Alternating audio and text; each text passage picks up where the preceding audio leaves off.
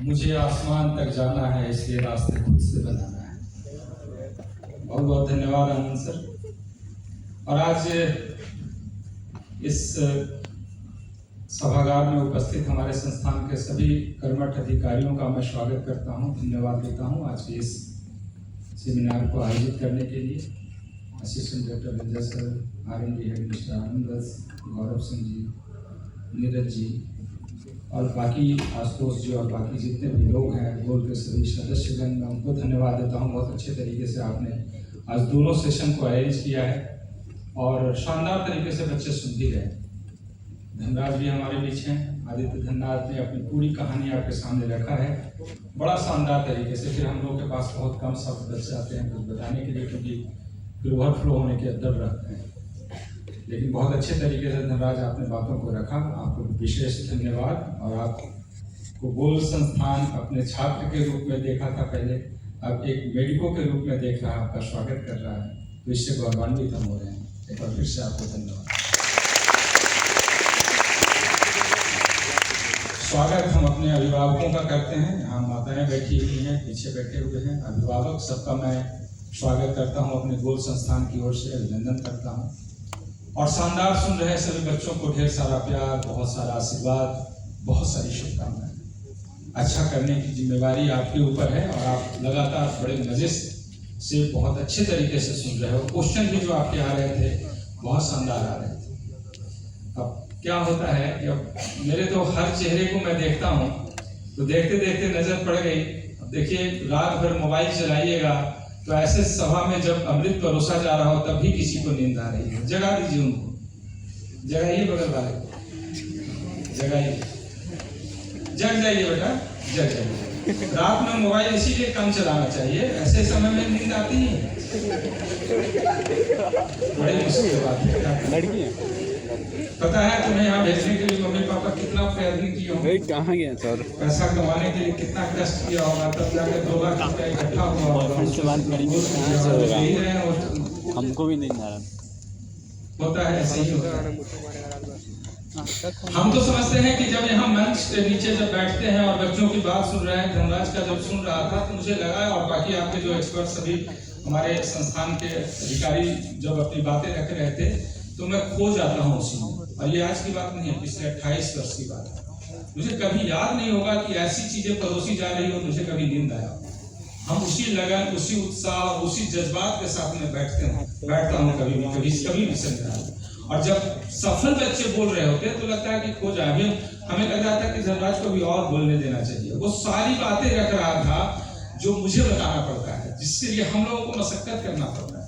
और मुझे पता है कि जितने अच्छे से मैं बताऊंगा और आपका विश्वास जितना कनेक्ट करेगा मेरे से, उससे कई गुना उस छात्र से करता है जो आपके जैसे था, आज यहाँ है। ये बहुत महत्वपूर्ण दिन होता है। हर वर्ष की परंपरा यही रही है, हर सेमिनार में इसी तरीके से हम लोग अपनी बातें भी रखते हैं और सफल छात्रों को भी बुलाया जाता है ताकि आपका विश्वास जागृत हो।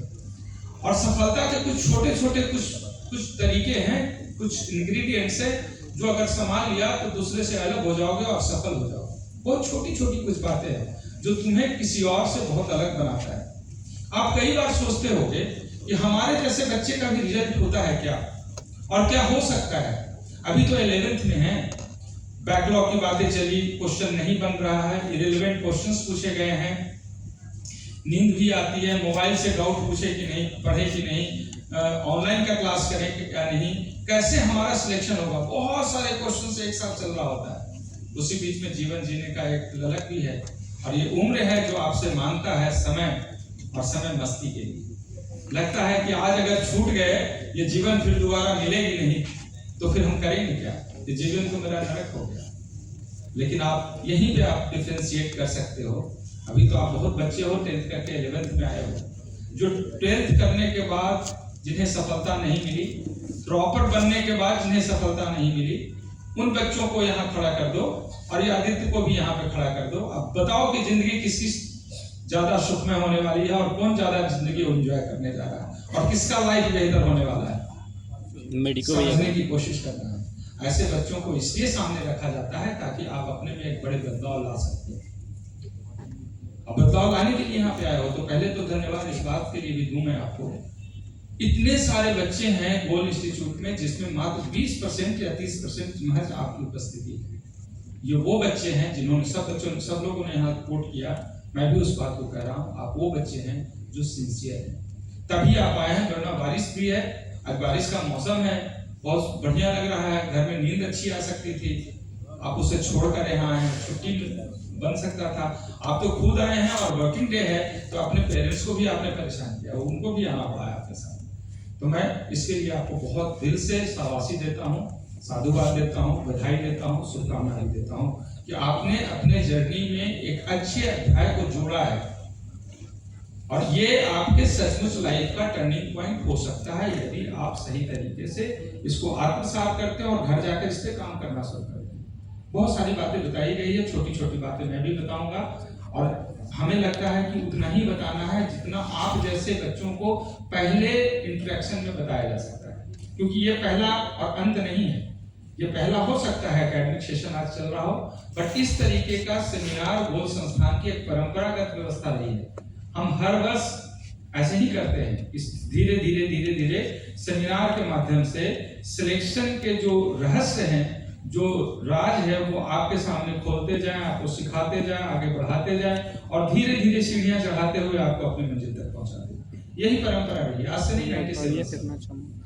और मैं जानता हूं कि एक एक कुर्सी गवाह होता है जब भी जहां भी सेमिनार हम लोग लेते हैं।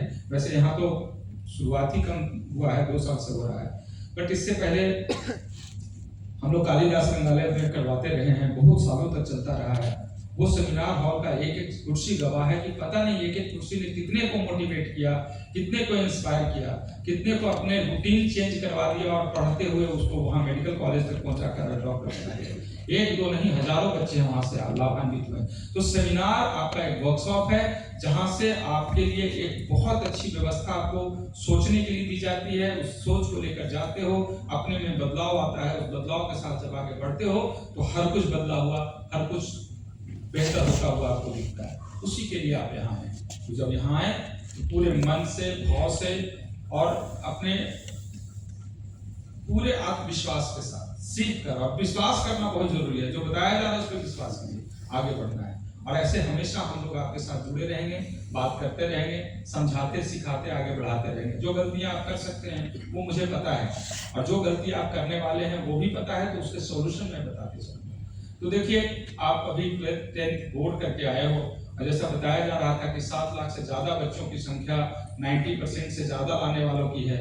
और उसमें सिलेक्शन की बात अगर करें तो IIT, JEE और नीट वगैरह की बात अगर की जाए तो कुल मिलाकर 25,000 और 20,000 की बात करते हैं तो 50,000 इधर से, कुछ और ले ले तो 25-50,000 और दूसरे कंपटीशन में कुछ क्लैट की बात करें और सारे कॉम्पिटिटिव एग्जामिनेशन की बात करें, तो आप देखें कि पूरे भारतवर्ष में एक साल में जो क्वालिफाई करने वाले संख्या है वो लाख से 2 लाख हो सकता है, बट 90% से ज्यादा लाने वाले बच्चों की संख्या 90% लाने वाले बच्चों की संख्या नहीं, साधारण नहीं है। उन्होंने मेहनत किया है, प्रयत्न किया है, तब जाकर वो 90% अपना बोर्ड स्कोर किया है। और वैसे 90% में भी कंपटीशन है कि 2 लाख से ज्यादा आपके पास सीट ही नहीं है जहां पे आप जा रहे हो। अगर मेडिकल इंजीनियरिंग की बात करो तो 25,000 और 15,000 की बात करते हैं, 40,000 ही बच्चे वहां पर पहुंच रहे हैं एक साल में। आपके बैच की बात करें, ड्रॉपर वगैरह सब मिलाते हैं तब उसकी संख्या 2 लाख पहुंच सकती है, शायद सब मिला है।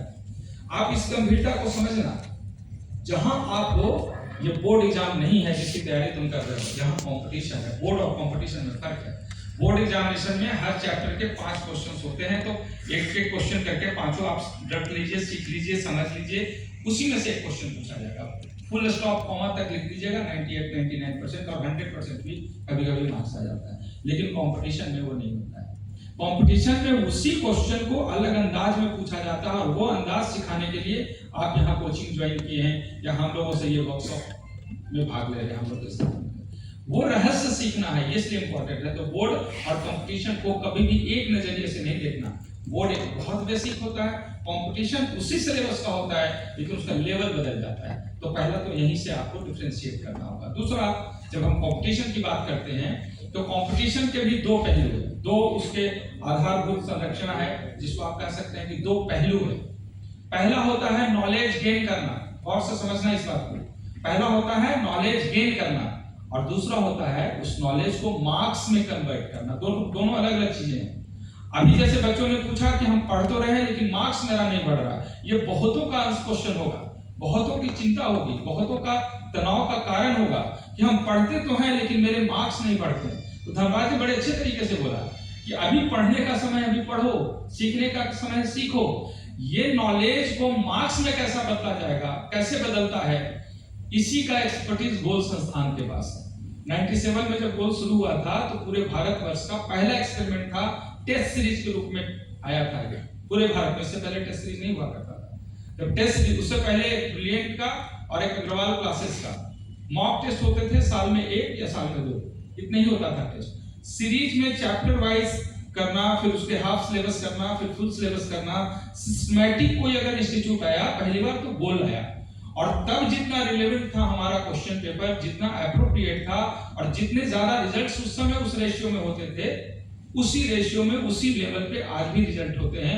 आज भी मेरा टेस्ट सीरीज उतना ही रिलेवेंट है। इसलिए इन्होंने कहा कि मेरे संस्थान का, इस संस्थान का टेस्ट सीरीज बहुत शानदार है। ये टेस्ट आपको हर कुछ सिखा देगा जो आपके लिए जरूरी है और जो वहां तक पहुंचने के लिए जरूरी है। इसलिए हर बात पर ध्यान देना है। तो सिलेक्शन में आपने देखा होगा कि 2025 में भी अपने सीनियर्स से बात करोगे तो पता चलेगा कि इनको आता बहुत है, नॉलेज बहुत है, लेकिन इनका सिलेक्शन नहीं हुआ। ये डराने वाला क्षण होता है हम बच्चों के लिए। इतना जानने के बाद भी सिलेक्शन कैसे नहीं हो सकता है, क्योंकि आपको एक भ्रम है कि ज्यादा जान लेंगे तो मेरा सिलेक्शन हो जाएगा। नहीं, ज्यादा जानने से नहीं होता है, एप्रोप्रिएट जानना है। ये ब्रैकेट है, देखो ये ब्रैकेट है, तो समझना। इस ब्रैकेट के अंदर से क्वेश्चन पूछा जाता है, इससे बाहर जो पूछा जाता है उसकी संख्या न के बराबर, बहुत कम है। लेकिन इसी से ऊपर वाले में डर लगता है, इससे ऊपर में डर लगता है, और बच्चे इसी डर को पहले सोचते हैं कि कंप्लीट करें, और इसके चक्कर में वो पूरी पढ़ाई समर्पित कर देते हैं और अपना टाइम लगा देते हैं, सीख भी लेते हैं। तो 2-4-5% क्वेश्चन यहाँ से पूछा जाता है, और जहां से 80% 90% जहां से क्वेश्चन पूछा जा रहा है उसको इग्नोर कर जाते हैं, उसको कम पढ़ते हैं, उससे कंफ्यूजन होता है, गलतियां हो जाती है और रिजल्ट से आप बाहर हो जाते हैं। इसको बढ़िया से समझना, कभी क्लास में आएंगे तो बोर्ड पे हम उस पार्ट को समझाएंगे।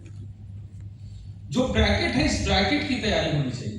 इसके ऊपर की तैयारी कब, जब आपका लेवल इंप्रूव कर जाए तब उसके ऊपर जाना है। वो टॉपर के लिए होता है, रैंकर के लिए बनता है। तो सिलेक्शन के जो दूसरा पहलू है, उस नॉलेज को मार्क्स में कन्वर्ट करने वाला, वो आर्ट उसने नहीं सीखा, वो विधा उसके पास नहीं थी, वो कला, उसका राज नहीं समझ पाया। हम लोग वो दोनों चीज सिखाएंगे। तो अभी जो बच्चे पढ़ाई कर रहे हैं, अभी नॉलेज आपको मिल रहा है, नॉलेज दिए जा रहे हैं। आपको कितना चाहिए वो ब्रैकेट आपके सामने सेट है। जैसे बताया गया अभी से पहले, एनसीईआरटी और एनसीईआरटी से बाहर नहीं जाना। किसी भी कॉम्पिटिटिव एग्जामिनेशन में आज एनसीईआरटी मोर देन सफिशिएंट है। 2025 में अगर क्वेश्चन पूछा गया टफ, तो जैसा इन्होंने बताया कि वो टफ नहीं था, एनसीईआरटी से बाहर नहीं था। एनसीईआरटी के 3 कॉन्सेप्ट को एक साथ मिला दिया, और ये आईआईटी में पूछा जाता रहा है पहले से भी। वो पेटेंट क्वेश्चंस रहे हैं, और अभी तुम लोग को नॉलेज नहीं होगा, जानोगे धीरे धीरे। इस बार क्वेश्चन पेपर जो सेट करने की जिम्मेवारी दी गई थी वो आईआईटी को दिया गया था। एक बार 2004 में भी ऐसे ही हुआ था क्वेश्चन पेपर आउट। बड़ी लंबी कहानी हो जाएगी, इसको बस संक्षेप में मैं बता रहा हूँ। उस समय भी आईआईटी वालों ने क्वेश्चन सेट किया था, और ऐसे ही अटपटांग क्वेश्चन आया था। इसी वजह से गोल को ये पता था कि आईआईटी जब सेट करेगा तो क्वेश्चन टफ पूछेगा, और हम लोगों ने मार्च अप्रैल में जब टफ पूछना शुरू किया तो बच्चे वहां से तिल मिलाने लगे, बौखलाने लगे, परेशान होने लगे, क्योंकि 24 में ऐसा क्वेश्चन था ही नहीं। ये गोल का एक्सपीरियंस था जो ऐसा दे रहा था, बट बच्चे उसको एडजस्ट नहीं कर रहे थे, टॉलरेट नहीं कर रहे थे, जिसका एग्जांपल आदित्य ने बताया।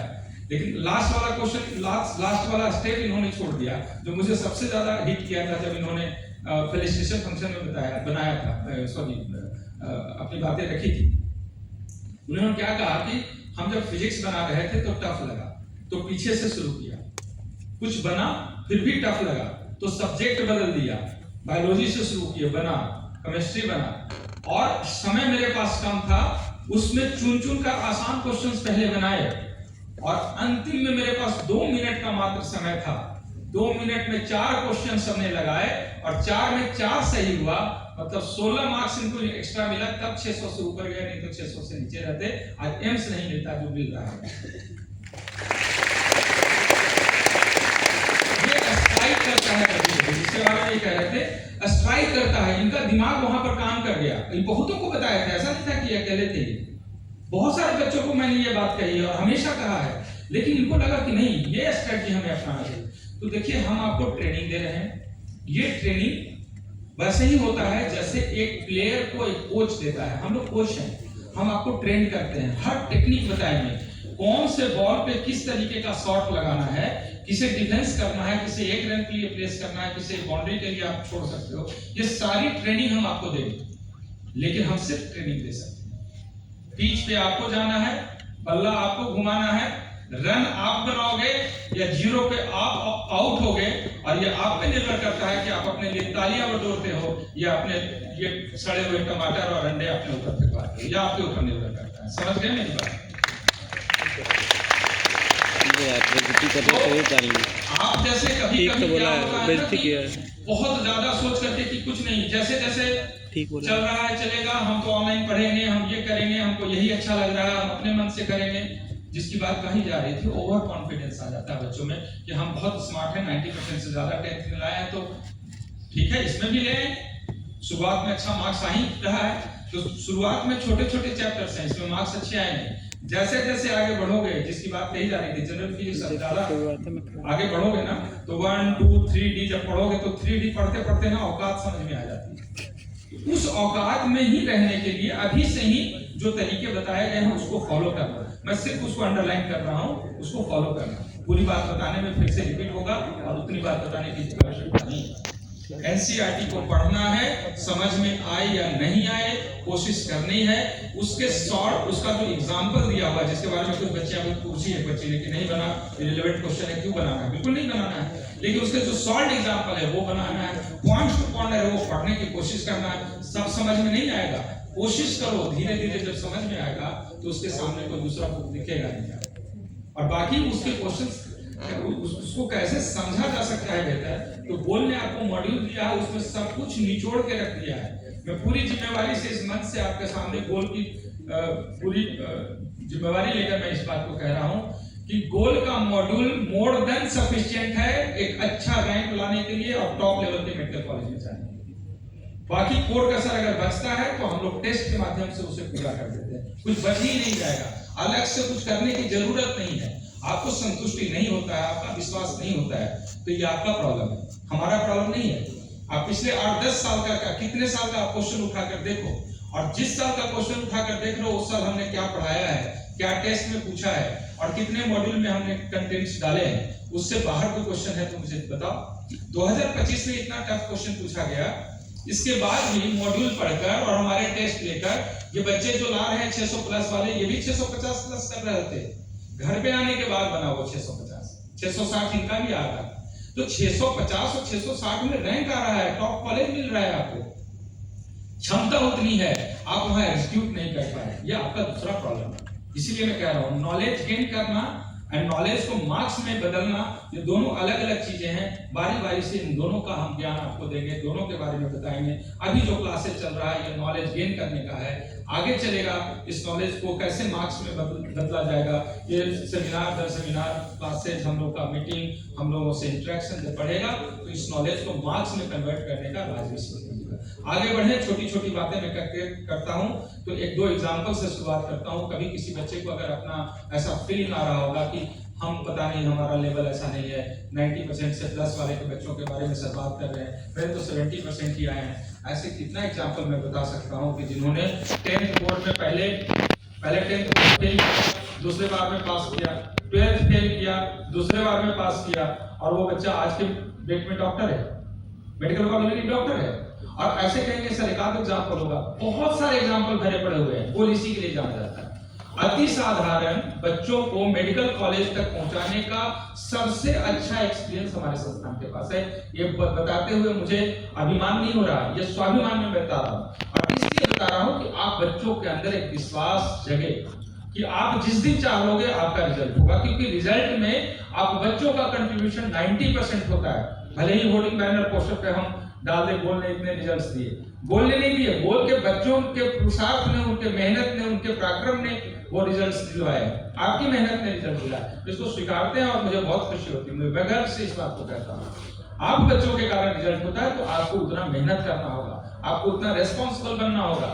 और रेस्पॉन्सिबिलिटी तो बहुत सारा है ना आपके ऊपर, क्योंकि आप सिर्फ मेडिकल की तैयारी करने नहीं आए हैं। आप सोचिए कि इस प्रकृति ने आपको कैसे सिलेक्ट किया है। आप चाहे तो आईएएस के लिए भी सोच सकता था दिमाग आपका, आईपीएस के लिए भी सोच सकता था, इंजीनियर के लिए भी सोच सकता था, डॉक्टर क्यों सोचे आप? White coat. अगर डॉक्टर आपने सोचा है तो ये कोई सहज संयोग नहीं है, इसमें कोई ऐसी शक्ति है जो आपको प्रेरित कर रही है कि आपको ये बनना चाहिए। और अगर डॉक्टर बनने की सोच आपने रखा है तो इस कायनात की, इस धरती का बहुत ही डिफरेंट पद को सुशोभित करने जा रहे हैं, जिसे इस धरती का भगवान कहा जाता है। अब धरती के भगवान कहने वाले छात्र के पास या व्यक्ति के पास या उस प्रतिमूर्ति के पास क्या सोच होनी चाहिए, क्या संस्कार होना चाहिए और कैसे उसका बर्ताव होना चाहिए, ये भी तो समझना होगा आपको। अब आदित्य धनराज पटना में 2 साल रह करके वो रिवर ड्राइव नहीं घूम सके और आप अभी से 10 बार चक्कर लगा चुके होंगे, आप फर्क पड़ता है? अगर आप नहीं लगाए हैं तो वो बच्चे लगा रहे होंगे जो घर से निकले हैं सेमिनार के लिए और उधर घूम रहे होंगे वहां। ऐसे दोस्त हैं, आपको पता है, हमें भी पता है। हम लोग क्या कर सकते हैं? हम अपनी बातें रख सकते हैं, अपना काम कर सकते हैं और बेहतर कोशिश कर सकते हैं, उनके लिए प्रार्थना कर सकते हैं बस। अगर वो नहीं मानेंगे तो वो घूमेंगे। आप कल से आना बंद कर दोगे तो किसको समझाएंगे? 10 बच्चे भी आएंगे तो इतना ही एफर्ट्स लगेगा और पूरा खचाखच दोनों तरफ ऊपर नीचे हॉल भरा रहेगा तो इतना ही एफर्ट्स लगेगा। हम तो सबके लिए उतना ही करना चाहते हैं। हमारे टीचर एक क्लास में 80 बच्चों में से 8 बच्चों और 10 बच्चों को नहीं पढ़ाते, वो 80 में 80 बच्चों को पढ़ाते हैं। उसी 80 में कोई लाता है 90%, कोई 80% और कोई 20% लाता है। जो गार्जियन पूछते हैं कि बेटा मार्क्स तुम्हारे कम आ रहे हैं, तो हाँ पापा यहाँ फिजिक्स के टीचर अच्छे नहीं है, क्या करोगे? तो सर पैसा तो पापा फंस गया, ऑनलाइन के लिए हमको एक बढ़िया एंड्रॉइड मोबाइल दे दो, नहीं तो टैब दे दो, नहीं तो एक लैपटॉप ही दे दो। और उसके बाद आपके हाथ में या तो मोबाइल आता है, ज्यादा सहज मोबाइल ही आता है। मोबाइल में पढ़ाई के अलावा बाकी सब होता है, पढ़ाई नहीं होता है। इंस्टा से शुरू होता है, मैसेज पे जाता है और रात दिन उसी पे लगते हैं, कितना देर स्क्रीनशॉट रहता है। और मैं खुलकर बताऊं, बच्चों ने पूछा इसलिए मैं बता रहा हूं, मुझे अभी तक पिछले कोविड से लेकर आज तक का एक भी बच्चा ऐसा नहीं मिला जो 25% और 40% से बढ़ करके ऑनलाइन के माध्यम से 90% पहुंचा। मुझे ये बच्चा जरूर मिला कि 90% ला रहा था और वो बहुत अच्छा रैंक ले आया, उसने ऑनलाइन का सपोर्ट लिया था, ऐसा बच्चा मुझे मिला। लेकिन 40% और 50% से 90% तक पहुंचने वाला बच्चा, मैं पूरी जिम्मेवारी से कह रहा हूं, एक भी बच्चा मुझे नहीं मिला। अब आपको तय करना है कि 90% से ऊपर जा रहे हो तब मोबाइल चाहिए या 40% से 90% पहुंचाने के लिए चाहिए, आप तय करो। मोबाइल कहां-कहां आपको डिस्ट्रैक्ट करता है ये आपको नहीं पता है। और नीट में एनटीए वालों को जब क्वेश्चन सेट करना होगा ना, तो मोबाइल का यूट्यूब देख करके और किसी चैनल को देखकर नहीं क्वेश्चन सेट करेगा, वो एनसीईआरटी को सामने रखेगा, उसके लाइन से क्वेश्चन निकालेगा। और आप एनसीईआरटी नहीं पढ़ रहे हो, आपको यूट्यूब देखना ज्यादा अच्छा लगता है, क्योंकि यूट्यूब में जो फिल्म चलता है, जो मूवी टाइप से एक्सप्लेनेशन होता है, समझना आसान है। बिल्कुल मैं मानता हूं समझना आसान है, लेकिन जितना आसानी से दिमाग किसी चीज को समझता है, उतने के दुगने आसानी से वो भूलता भी है। आप जो समझ रहे हो अगले 10 दिन में भूल जाओ। एनसीईआरटी की लाइन समझने में आपको तकलीफ होगी, दिक्कत होगा, परेशानी होगा, लेकिन जितना उस पर फोकस करोगे, जितना कंसंट्रेशन बनाओगे, उतना मेहनत लगेगा। और एक बार अगर कंसंट्रेशन बन गया और सीख लिए, दिमाग में सेट कर गया, तो वो भूलोगे नहीं देर तक आपके दिमाग में। यही दोनों में फर्क है। और तीसरी बात कि एनसीईआरटी से ही चूंकि क्वेश्चन पूछना है, उसी के सॉल्ड एग्जांपल से क्वेश्चन पूछना है, उसके पॉइंट्स ऑफ ऑर्डर से क्वेश्चन पूछना है, उसके बोर्ड लेटर से, बॉक्सेस के इंफॉर्मेशन से पूछना है, और वो आप पढ़ ही नहीं रहे हो, तो एग्जाम हॉल में कनेक्ट कहां करेगा दिमाग आपका? यूट्यूब में तो इतनी सारी चीजें पड़ी हुई है। रील्स डेली देखते हो, 5 दिन पहले जितना रील्स देखे हो उसमें कितना याद है? कल जितना देखे थे उसमें से कितना याद है? नहीं याद रहता है। तो देखते समय से आपको कुछ अलग फीलिंग जरूर दे देगा, बड़ा मजा आएगा देखने में, अच्छा भी लगेगा, प्रवचन भी सुनने में अच्छा लगेगा, लेकिन बाद में वो दिमाग से निकल जाता है, सब कुछ नहीं रह जाता। इसलिए सावधान होकर सही रास्ते पे चलिए। अगर सिलेक्शन पाना है तो आपको कुछ जो नॉर्म्स है, जो कंडीशंस है, उसको फॉलो करना पड़ेगा। और जो तरीके बताए जा रहे हैं वो आपके द्वारा दिए गए हैं। हमने कहां से सीखा है? पिछले 27 वर्षों से आप जैसे बच्चों को सिखाते हुए मैंने सीखा। मैं गर्व से इस बात को कह रहा हूं, आप जैसे बच्चों से मैंने सीखा। और सीट इतने टेस्टेड, इतने प्रूव्ड है कि ये सीट पे कोई बच्चा शुरू करेगा रिजल्ट हो जाएगा। आप कह रहे हो कि मेरा रिजल्ट नहीं हो सकता है, हम बहुत कमजोर हैं, हमारा मार्क्स खराब आ रहा है, बोर्ड में मेरा 30% आ रहा है। 30% के कारण है, 30% से 90% जो कैसे बढ़ेगा, इसके भी एक कारण है, वो कारण ढूंढना पड़ेगा। हम आगे बढ़े इससे पहले एक छोटे एग्जाम्पल में देता हूँ। आप इमेजिन करें ऐसा बच्चा से कभी रिजल्ट होगा कि हिंदी मीडियम से पढ़कर वो आया है और उसके बाद उसको एनसीईआरटी पढ़ने में तकलीफ हो रही है क्योंकि हिंदी मीडियम से पढ़ रहा है। तो एनसीईआरटी को समझने के लिए डिक्शनरी से मीनिंग देखता है, नहीं समझ में आता है तो एनसीईआरटी का हिंदी वर्जन का लाइन देखता है, एक लाइन इसका और एक लाइन इसका, ऐसे वो एनसीईआरटी पढ़ना सीखता है। आपकी स्थिति तो कम से कम ऐसी नहीं होगी। और ये बच्चा रिजल्ट नहीं देता है, जब रिजल्ट आता है तो बिहार का पहला रैंकर बन जाता है। आपको आश्चर्य होगा और कहेंगे कि सर एक एग्जाम्पल ऐसा है। मैं आपको बताऊं कि 18,000 बच्चों में आज भी हिंदी मीडियम से पढ़कर आने वाले बच्चों की संख्या बहुत बड़ी है, 50-60% से ज्यादा, जो साधारण लेवल से निकल कर आए हैं। और अच्छे बच्चे जैसे आप कॉन्वेंट के पढ़े हुए हैं, आप पब्लिक स्कूल से पढ़े हुए हैं, आपकी एनसीईआरटी पढ़ने में आपको तकलीफ नहीं है, तो आप रैंक डिजर्व करते हैं। इस बात को समझिए। अगर आप अच्छा रिजल्ट नहीं ले रहे हैं तो ना आपका मेरिट का, ना आपके टैलेंट का, ना आपका मेधा का और ना आपके मम्मी पापा का किसी का दोष नहीं है, संस्थान का भी दोष नहीं होगा। सीधा सीधी आपको अपने दोष अपने माथे पे लेना होगा। सावधान रहिए और समझिए कि आपके पास किसी चीज की कमी नहीं है, सिर्फ अपनी सोच गलत है और गलत रास्ते जा रहे हो या गलत संसर्ग में। और आप किससे पूछते हो? आप पूछते हो अपने दोस्तों से, उससे पूछ करके डिसीजन लेते हो। आपका दोस्त आपके जैसा वो सफल नहीं है। आपको अगर पूछना है तो इस बच्चे से पूछिए जिन्होंने यहाँ पर आकर के आपको बताया है, सही बात बताएं, क्योंकि इनको बहुत सारा ठोकर लग चुका है, 2 साल ड्रॉपर बन गए हैं, तो इनको वो सारा दंश बार-बार एक ही लाइन बोल रहे थे कि मैंने जो गलती किया था 11th में वो नहीं करना। क्या प्यार और क्या भाव निकल रहा था इस बच्चे के अंदर से। अब समझिए कि क्यों बोल रहा है, क्योंकि उसका बहुत कड़वा अनुभव इनके पास है। आप यदि आज समझ गए, अभी बात है और जो कुछ बताया गया कि स्लोली 6 घंटे की पढ़ाई हर दिन, बच्चा कह रहा था कितना देर पढ़े, सफिशिएंट है 6 घंटे की पढ़ाई, लेकिन 6 घंटा पढ़ना, इस 6 घंटे में मोबाइल का मैसेज नहीं है, मोबाइल बगल में नहीं होना चाहिए, बगल में कोई और नहीं होना चाहिए, तुम हो, तुम्हारी किताबें हैं और तुम पढ़ाई कर रहे हो। ठीक है, 2-2 घंटे के 3 शिफ्ट लो, तुम छोटे-छोटे शिफ्ट में तुम बांट करके पढ़ो, लेकिन 6 घंटे की पढ़ाई आपको सिर्फ रिजल्ट नहीं एक अच्छा रैंक तक पहुंचाएगा। एक साधारण एक छोटा सा एग्जांपल है कि एक स्टूडेंट हमारे यहाँ टारगेट में, उस एग्जांपल में चूंकि बहुत सारी चीजें हैं इसलिए नटसेल में जल्दी में बताऊंगा क्योंकि बहुत टाइम लेता है वो एग्जांपल। एक स्टूडेंट हमारे यहाँ आया था, नाम था उसका विक्रम, तो 12th करके आया था, गांव से पढ़ के आया था। तो गांव से पढ़ के आया था, इंग्लिश उसकी अच्छी नहीं थी, मैथ उसका ठीक था, वो कभी इंजीनियरिंग के लिए सोचा था, बट किसी सेमिनार में हम लोग के बच्चों से किसी से इन्फ्लुएंस हुआ होगा और वो मेडिकल की तैयारी शुरू कर दिया। जीटीएससी के एग्जाम, जीटीएससी एक गोल्ड टैलेंट सर्च एग्जामिनेशन होता है जो अब होगा, अब इसके बाद उसकी शुरुआत हो रही है, इसी महीने से उसका शुरू होगा। उसमें 6, 7, 8, 9, 10 के बच्चे जो होते हैं उनको 6 स्टेट में अलग अलग जाकर बच्चों से टेस्ट लेना, फिर उसको सेकंड टेस्ट लेना, फिर उसका अवार्ड में हम लोग प्रोत्साहित करने के लिए लैपटॉप, टैब और बहुत सारे मेडल्स वगैरह सर्टिफिकेट देते हैं ताकि वो मोटिवेट हो, आगे पढ़ाई करे। तो ये व्यवस्था है जो क्लास 6 से 10 तक उसमें पार्टिसिपेट करते हैं। 11th 12th वाले भी आते हैं बट कम आते हैं।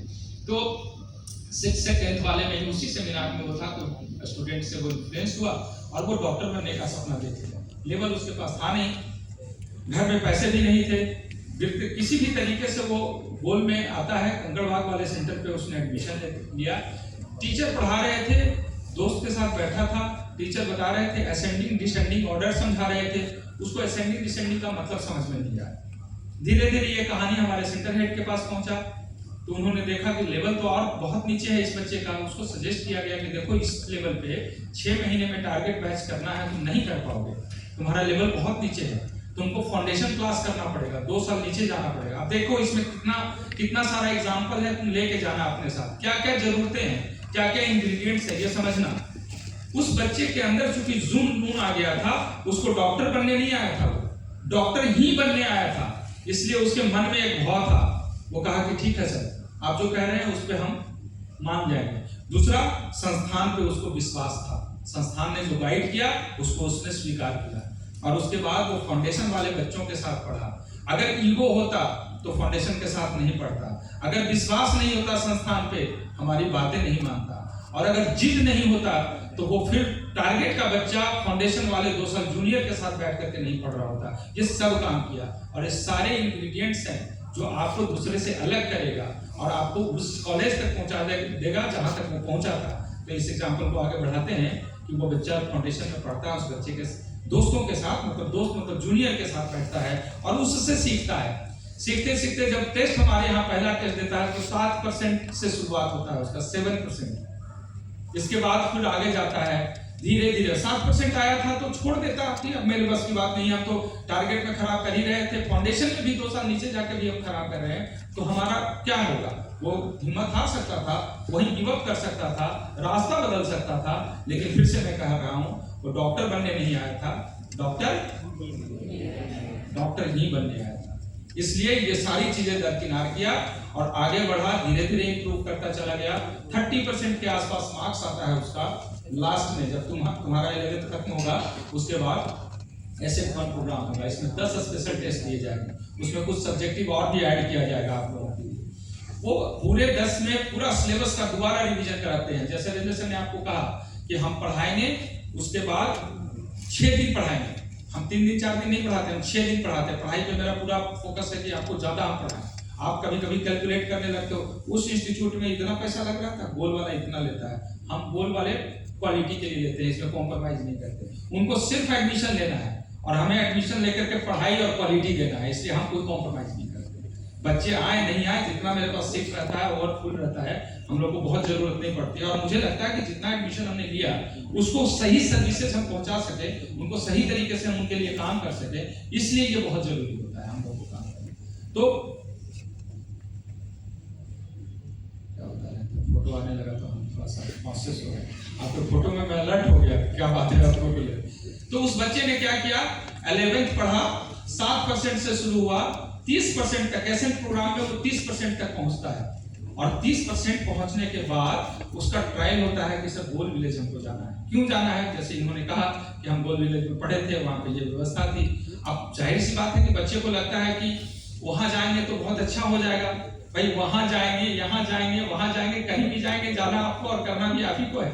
ऐसे नहीं है कि वहां पर कोई जादू की छड़ी चल जाती है और बिना पढ़े हुए रिजल्ट होता है। वहां भी जाने के बाद मेहनत करना पड़ता है, ज्यादा मेहनत करना पड़ता है, ज्यादा डिसिप्लिन करना पड़ता है, ज्यादा सैक्रिफाइस करना पड़ता है। तो खैर वो इन्फ्लुएंस हुआ और कहा कि हमें गोल विलेज जाना है।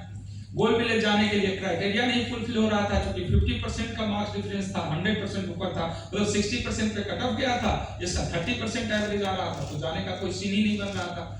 लेकिन देखिए इसके बाद एक और इंग्रेडिएंट होता है रिजल्ट के लिए, उसके अंदर जिद था। फिर से 5-6 घंटे तक बुद्धा कॉलोनी में बैठे रह चुके हमारे बहुत सारे अधिकारी, वहां बैठते हैं सब बड़े बड़े जो अनुभवी लोग हैं। तो इन लोगों ने कहा कि देखो तुम्हारा मार्क्स कम है, तुम जाके वहां टिक नहीं पाओगे, तुम नहीं कर पाओगे। उसने कहा कि सर मौका दीजिए, हम कर लेंगे। बहुत सारे बच्चे बोलते हैं मौका दीजिए, कर लेंगे। मौका दिया जाता है तो कुछ नहीं हो पाता और बल्कि डिप्रेस्ड हो जाता है। लेकिन उस बच्चे में जब 5-6 घंटे तक जिद देखी गई, फिर आया बोर्ड में बात, बोर्ड में आई, बोर्ड में हम लोग बैठे, देखे 4-5 अच्छी चीजें उसकी दिखाई दी, वही फिर से अंडरलाइन कर रहे हैं। एक तो कि उसके अंदर ईगो नहीं था, सेल्फ रेस्पेक्ट हर का टकराता है, लेकिन वो बच्चा उसके लिए सबको दरकिनार कर दिया। वो जूनियर के साथ बैठ के पढ़ा, धीरे धीरे 7% से 30% तक इंप्रूव किया, मतलब प्रोग्रेसिव ड्राफ्ट था उसका। और जिद इतना था कि 5 घंटे तक बैठा रहा कि हम एक उम्मीद लगा के, और संस्थान पर विश्वास था। कुछ ये सारी चीजें मिली जब एक साथ हम लोगों को, तो हमने कहा ठीक है अब जाइए। गोल विलेज हम लोगों ने रिस्क लेकर भेज दिया। हमें लगा कि पता नहीं टिकेगा ये, भाग आएगा, लेकिन वो बच्चा वहां जाकर फिर से वो अपने जूनियर से, अपने बैचमेट से और सीनियर से सीखता है और धीरे धीरे इंप्रूव करता है। 11th उसका समाप्त हो ही गया था, 12th अक्टूबर तक समाप्त हो जाता है। आपका भी नेक्स्ट ईयर अक्टूबर तक समाप्त होगा। नवंबर से वो 12th का बोर्ड चूंकि देना नहीं था, तो नवंबर से वो all India test series join कर लेता है, क्योंकि ऑटोमेटिक उसमें ट्रांसफर हो जाता है। आप लोगों का भी नेक्स्ट ईयर अक्टूबर में जब क्लास खत्म होगा तो ऑल इंडिया टेस्ट में आप ऑटोमेटिकली आप शिफ्ट कर जाएंगे। उस समय SN2 प्रोग्राम भी होगा, आपके लिए सब्जेक्टिव एग्जामिनेशन के भी टेस्ट दिए जाएंगे और कोशिश हमारी होगी कि आपके 85 to 90% मार्क्स कम से कम बोर्ड एग्जामिनेशन भी आ जाए, ताकि आपका रिस्पेक्ट बना रहे। वैसे कोई फर्क नहीं पड़ता 80% भी आने से, बट हमारी कोशिश होती है कि 85 to 90% आपको उससे ऊपर जहाँ जा सकते हैं जाए, लेकिन उससे ज्यादा जरूरी होता है कि अपेरी में आप रिजल्ट ले लें। ये हम लोग का फोकस बन रहता है। तो उस बच्चे ने 12th की तैयारी के बाद, मतलब 12th हो गया पूरा, उसके बाद कॉम्पिटिशन की तैयारी शुरू करने लगा। 4-5 महीने का रिवीजन किया। रिवीजन में जो सबसे इंपॉर्टेंट होता है कि अपनी गलतियों को फिल्टर करना और गलतियों को सीखना, NCERT से एनालिसिस करके वो जो बताते हैं हम लोग रहे वो चीजें वो करता गया। और अपियरिंग में ही, मतलब वो जब पहली बार एग्जाम दिया तो 12th देने के बाद एग्जाम नहीं दिया था, लेकिन 2 साल जूनियर बन करके फिर फाउंडेशन से पढ़ा, उसके बाद 12th के साथ पढ़ा और उसके बाद जब एग्जाम किया तो उसके सिलेक्शन नहीं हुए। 540 प्लस कुछ मार्क्स आया और 10-15 नंबर से उसका छूट गया। तो जाहिर सी बात है कि उस बच्चे के अंदर आत्मविश्वास और जाग गया। कुछ बच्चे को लगेगा कि अरे यार इतना पढ़े 10 नंबर से छूट गया, रोएगा, चिल्लाएगा, तड़पेगा, लेकिन उस बच्चे ने कहा कि नहीं, मैं तो यहाँ से यहाँ पहुंचा हूँ तो फिर मेरे अंदर तो कुछ है। उसके बाद सारे बच्चे दोस्त उनके जो थे वो रिजल्ट का इंतजार कर रहे थे, वो तीसरे दिन से अपनी तैयारी शुरू कर दिया नेक्स्ट ईयर के लिए। ये होता है जुनून, ये होता है कंसिस्टेंसी। और वो तैयारी जब शुरू करता है नेक्स्ट ईयर फिर से गोल्ड विलेज में एंट्री का जो प्रोसेस है उससे इंटर कर जाता है और पढ़ाई उसकी फिर से जब आगे बढ़ी और जनवरी-फरवरी तक हम लोग का क्लास खत्म हो गया, रिवीजन का दौर शुरू हो चुका था। उसी बीच में हम लोग के पास नोटिस आया, 2020 की घटना है, 14 मार्च 2020 को कोविड के कारण सारे संस्थान को बंद कर दिया गया। गोल्ड संस्थान, गोल्ड विलेज और अचीवर कैंपस गर्ल्स के लिए 2 ऐसे कैंपस थे शायद पूरे इंडिया में जहां पे बच्चे रहकर पढ़ाई की और उन्हें सारी सुविधाएं मिली। इसके लिए मैं उनके अभिभावकों को, उन बच्चों को क्रेडिट देना चाहूंगा जिन्होंने मुझे पूरा समर्थन किया और अंडरटेकिंग लिए थे। हम लोग तो सब जगह पे वो बहुत तटस्थ होकर हम लोग का साथ दिए थे और इसका नतीजा ये था कि 2020 में 4-5 महीना जो एक्स्ट्रा टाइम हम लोग को मिला। एक बात और बता दें कि उसमें एक दिन भी ऑफलाइन का टेस्ट हमारा बंद नहीं हुआ था। ये पूरा सरकारी व्यवस्था के साथ हम अगर बात करें, कानूनन हम गलत काम कर रहे थे, लेकिन छात्र के भविष्य के लिए मैंने बहुत बड़ा जोखिम उठाया था और ये जोखिम का नतीजा ये आया कि पूरे गोल्ड विलेज से 90% बच्चे उसी साल क्वालिफाई करके गए अच्छे कॉलेज में। ये पहला है। गर्ल्स में भी बहुत अच्छा रैंक सब रिजल्ट्स आया, सब अच्छे मेडिकल कॉलेज गए और गोल्ड विलेज के 90% बच्चे वहां से रिजल्ट लेकर गए। उसमें से जिस बच्चे की कहानी मैं सुना रहा हूँ उसका नाम था विक्रम, उसका जो पार्टनर था उसका नाम था सिद्रत मुजफ्फरपुर का, विक्रम नवादा साइड का रहने वाला बच्चा था। 9 दोस्तों का ग्रुप था उसका, 9 के साथ डिस्कशन करता था, 9 में 9 रिजल्ट दिया था। रिजल्ट तो सबका हुआ ही था लगभग, और विक्रम सिद्रत दोनों ने 696 नंबर लाए थे उस वर्ष और वो दिल्ली एम्स में आज पढ़ाई कर रहा है, बल्कि उसका इंटर्नशिप है। ये कहानी उस बच्चे की है, ये कहानी उस बच्चे की है जिसने अपनी शुरुआत दौर में असेंडिंग डिसेंडिंग का जिसे मतलब नहीं आता था। अगर जितनी बातें हम लोग जितनी बात आपको बताते हैं, पढ़ने का तौर तरीका बताते हैं, किसी दिन वो आपके सामने आएगा, आज भी वो वही लाइन को रिपीट करेगा, अक्षरशः रिपीट करेगा। आज भी उतना ही तटस्थ है, आज भी उतना ही फोकस्ड है और एक एक लाइन उसका जब मैं सुनता हूं तो मुझे लगता है कि हम लोग अपनी बातें जैसे बताते हैं आपको, वो बातें हमारे तक को वो बता रहे हैं। ये उनका फोकस था और एकदम डेविएशन कम था। सब यही कुछ 3-4-5 इंग्रेडिएंट्स है जो आप संभाल लोगे तो उससे तो ज्यादा बेहतर हो ना। अगर उससे बेहतर हो तो उससे अच्छा रैंक लाने के लिए आप डिजर्व करते हो।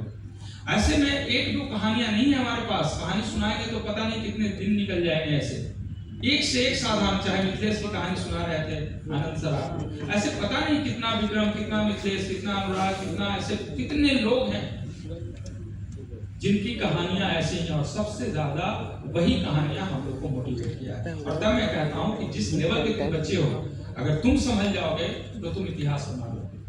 और इतिहास बनाने के लिए अपने को पहले संयमित करना है, अपने को पहले समझाना है और जो रास्ते बताए जाते हैं उस पर विश्वास करना और आगे बढ़ना है। बस यही 2-3-4 चीजें हैं और कुछ नहीं करना है। रॉकेट साइंस नहीं है। पूरी जिम्मेवारी से इतने वर्षों के अनुभव के साथ मैं ये बताऊंगा आपको कि भारत का सबसे आसान कंपटीशन नीट है जिसकी तुम तैयारी कर रहे हो। लेकिन अगर समझ में नहीं आए तो बहुत डर है, और समझ में अगर हमारी बातें आ गई तो सबसे आसान है और आप रिजल्ट तक पहुंच। इसलिए कोई रॉकेट साइंस नहीं है। अपने मनोबल को बना कर रखना, तनाव नहीं रखना। क्वेश्चन बनाओगे नहीं बनेगा, कोई बात नहीं है, छोड़ो आगे बढ़ जाओ। उसके कुछ तरीके होते हैं बनाने के लिए, हम कोशिश करेंगे कि अभी हम शॉर्टली उसको हम ब्रीफ कर दें आपको। तो देखो, सिलेक्शन के लिए जो कुछ बातें हैं उसको समझना। कंपटीशन लगभग 23-24 लाख बच्चों के बीच में है और सभी 23-24 लाख बच्चों का पढ़ने के लिए जो चीजें मिलती है वो सब बराबर है। जैसे NCERT physics, chemistry, biology 3 subject है, सबको 3 ही पढ़ना है।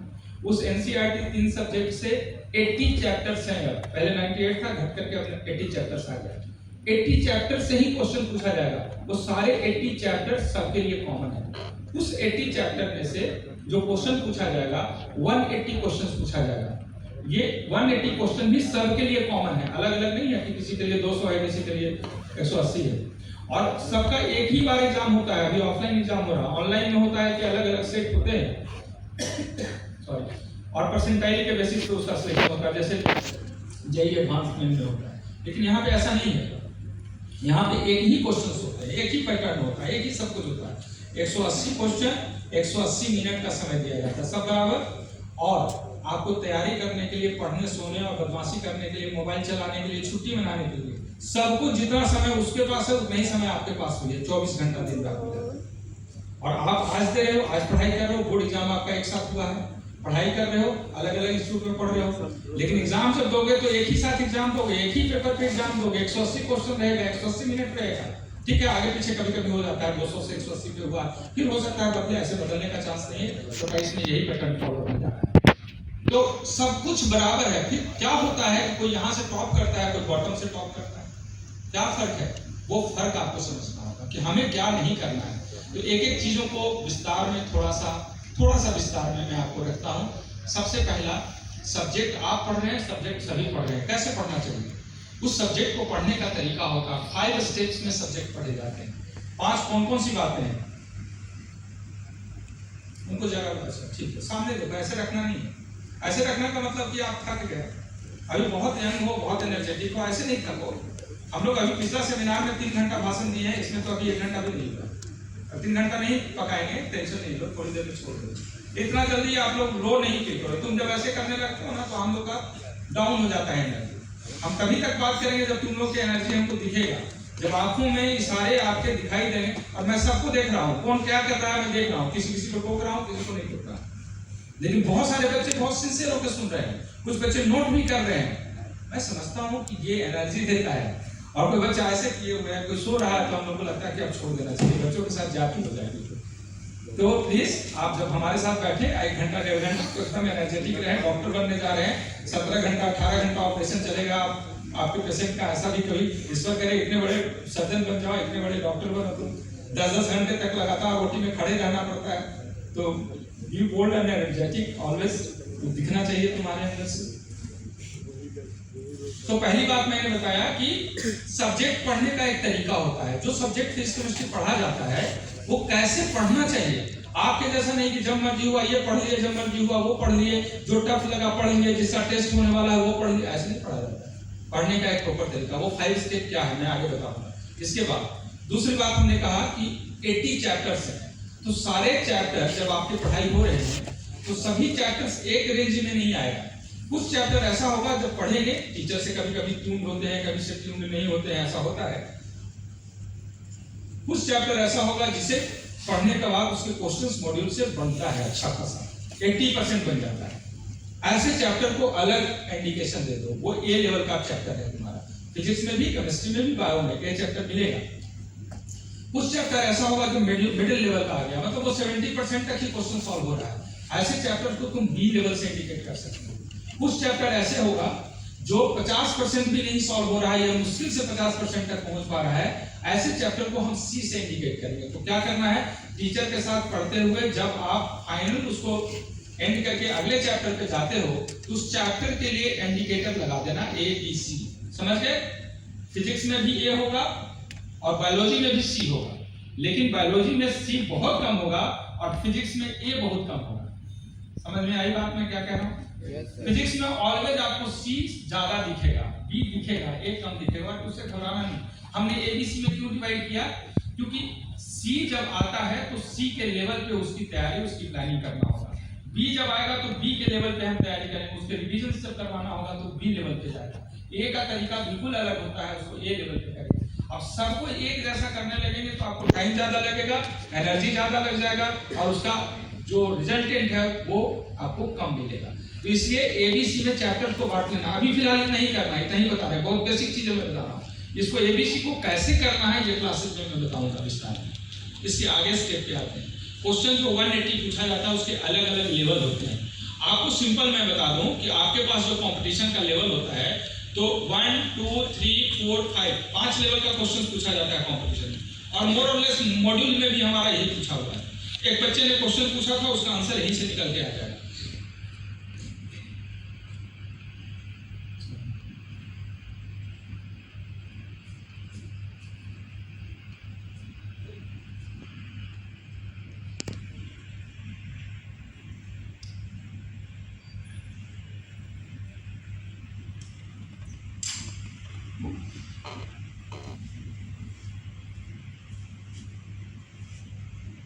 तो लेवल में 5 लेवल है, हमारे मॉड्यूल में भी ये 5 लेवल दिखेगा। उस मॉड्यूल में मान लिया X नंबर कोई चैप्टर आपके टीचर ने पढ़ाया, आपने पढ़ लिया, एनालिसिस किया, अब क्वेश्चन बनाना है। तो इस लेवल में उस चैप्टर में लगभग 40% क्वेश्चन ऐसा रहेगा जो आपसे बड़े आराम से बन जाएगा, बहुत आराम से। आप बना कर देखना, 40% पे चुन चुन कर बनाना पड़ेगा, वैसे तो अलग सेग्रीगेट करके आपको दिया ही हुआ है। तो 40% क्वेश्चन बहुत आराम से बनता है, 20% इससे ऊपर लेवल का रहता है। दोनों बनाने में थोड़ी सी मेहनत करना होता है इसके लिए, लेकिन ये दोनों बेसिक लेवल है। बिना ट्यूशन, बिना कोचिंग, बिना टीचर के हेल्प का अगर बच्चा सही तरीके से सब स्टडी करे तो ये दोनों लेवल अपने से अचीव किया जा सकता है, और ये दोनों बेसिक है। इसके बगैर आगे नहीं बढ़ना चाहिए। इससे ऊपर 20% होता है, और ये जो 3 लेवल आता है तो 40, 20, 20 मतलब 80% होता है। और अगर 80% आप अचीव कर लिए मतलब आपका रिजल्ट हो गया। तो रिजल्ट का काम यही 3 लेवल का क्वेश्चन करता है। चौथा लेवल का क्वेश्चन जो होता है वो टॉपर्स के लिए सजाया जाता है, जिसमें टॉप 100, 200 में बच्चे आते हैं, उनके लिए सजाया जाता है, इन बच्चों के लिए। और उसके बाद 5वां लेवल पे जो 10% आता है, या तो कुछ रैंकर बनाने के लिए होता है या एलिमिनेट करने के लिए होता है। जैसे इस बार एग्जाम में ऐसे क्वेश्चन पूछे गए थे जो 3-3 चैप्टर के कॉन्सेप्ट को एक साथ क्लब किया हुआ था। वो क्वेश्चन बनाने में 1 मिनट में बनता ही नहीं, उसको बनाने में 5 से 10 मिनट में भी शायद बनता हो। इतना टफ उस लेवल का क्वेश्चन था और ज्यादा कैलकुलेशन था। इसको छोड़ देना चाहिए। तो जैसे मैंने बताया था इनको कि छोड़ने के लिए कुछ क्वेश्चन होता है, इसको छोड़ना चाहिए। आपके मॉड्यूल में भी यही मिलेगा। आपको क्या करना है, हर चैप्टर का लेवल 1, लेवल 2 और लेवल 3 तक रहना है। मिनिमम यही 3 लेवल आपको मैं कह रहा हूँ। किसी बच्चे का लेवल अगर उससे भी नीचे है तो कम से कम ये 2 लेवल जरूर होना चाहिए। इससे कम हो रहा है मतलब आपको प्रॉब्लम है। इसके बाद आप हमारे पास आइए, हम आपको अलग से टीचर की व्यवस्था करेंगे, अलग से डाउट की व्यवस्था करेंगे, अलग से बैकअप क्लासेस करेंगे। लेकिन प्लीज ऐसी अगर स्थिति है तो तुम अपने में चुप नहीं रह जाना। आपने सिर्फ पैसे नहीं दिए हैं, धनराज ने कहा कि पैसे दिए हैं, आपने सिर्फ पैसे नहीं दिए। पैसे तो कितना मेहनत से आया है ये आपको नहीं पता होगा। अपने मम्मी पापा से पूछिएगा कि कितना मेहनत से ये पैसा आया था। पूरे कई महीने का काट करके अपना सैलरी का हिस्सा आपको यहाँ इंस्टीट्यूट में दिया गया है। इसका कम से कम ख्याल आपको रखना चाहिए। आप जो इंस्टा पे और बैठ करके 2-2 घंटे रील देखते हो ना, कभी सोचना कि ये 2 घंटे का मूल्य क्या हो सकता है और किस तरीके से पापा मम्मी का मेहनत की कमाई आप ऐसे लुटा रहे हैं। ये कभी वापस नहीं आता है वापस, जैसे इस बच्चे ने कहा। तो यहाँ पे सावधान रहना। तो अगर आपका 60% भी नहीं बन रहा है हमारे टेस्ट में क्वेश्चन या हमारे मॉड्यूल का क्वेश्चन, तो आप आओ। लेकिन चुन कर वो 60% बनाओगे तो पक्का बनेगा। कम बनता है तो आओ और आकर के हमसे मिलो। सिर्फ पैसे नहीं दियो, पैसे के साथ विश्वास भी दियो। बहुत सारा इश्यू था, बोल पे आप विश्वास किए ना, उसी विश्वास से आकर के आप 2 घंटे से यहाँ बैठे हुए हो, तो आपने विश्वास भी मुझे दिया है।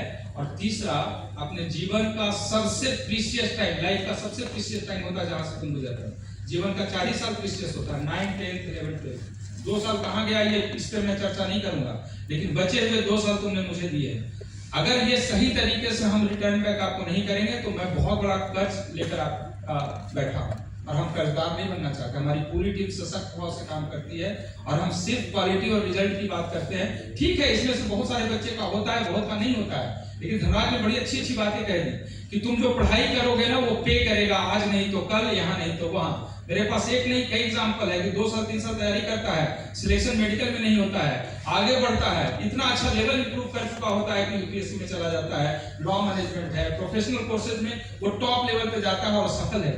वो कभी भी असफल नहीं हो सकता है जो इस 2 सालों में तपस्या करेगा। इसके ध्यान रखना। आप कभी इसके लिए नहीं पढ़ाई करना कि हमको नहीं होगा तो क्या करेंगे, इसलिए पढ़ना ही नहीं है। ऐसे सोच कर पढ़ाई करोगे तो कभी कुछ नहीं कर पाओगे। तुम अपने काम के लिए रिस्पॉन्सिबल हो तो काम करना।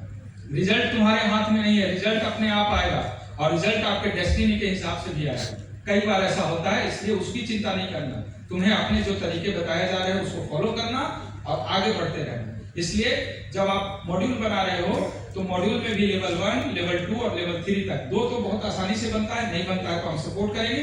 तीसरा लेवल के लिए कोशिश करना, नहीं होता है तो टीचर का डाउट लेना, और उसके बाद अगर चौथा और पांचवा लेवल आपसे नहीं बनता है तो निश्चिंत भाव से उसको छोड़कर आगे बढ़ जाना। आप पूछोगे सर ये 2 लेवल में 20% क्वेश्चन छूट रहा है, क्या करेंगे फिर इसका, कैसे होगा, उसकी चिंता नहीं पूछोगे। जब हम तुम्हारे कोर्स को फिनिश करेंगे, जब हम तुम्हारे सिलेबस को समाप्त करेंगे और दोबारा रिवीजन हम जब करवाएंगे तो फिर चौथा लेवल बनने लगेगा, तीसरा रिवीजन में पूरा चौथा बन जाएगा, चौथा पांचवा रिवीजन में आपका पांचवा भी बनने लगेगा। मतलब कहने का कि एक बार में 5 लेवल के क्वेश्चंस नहीं बनाए जा सकते हैं, इसलिए इनके लाइन को फिर से मैं भी अंडरलाइन करता हूं कि सारे 30 चैप्टर आपके फिजिक्स में होंगे 11 12 मिला के, तो सभी 30 चैप्टर में अगर इनिशियली बच्चे 70% 80% पे पकड़ बना ले तो उसमें समय कम लगेगा, कॉन्फिडेंस बना रहेगा, इंटरेस्ट बना रहेगा और किसी दूसरे सब्जेक्ट का, दूसरे टॉपिक का समय नहीं खाएगा, और ये सब मिलकर के आपको रिजल्ट के लिए अप्रोप्रिएट बनाएगा। मेरी बात समझ में आई या नहीं आई? Yes sir. कोई ऐसा बच्चा है जिसको नहीं समझ में आया? समझ में आ गया आपको? तो हम ये माने कि अगली बार जब आप क्वेश्चन बना रहे हो ना बने तो उसको छोड़कर आगे बढ़ सकते हो।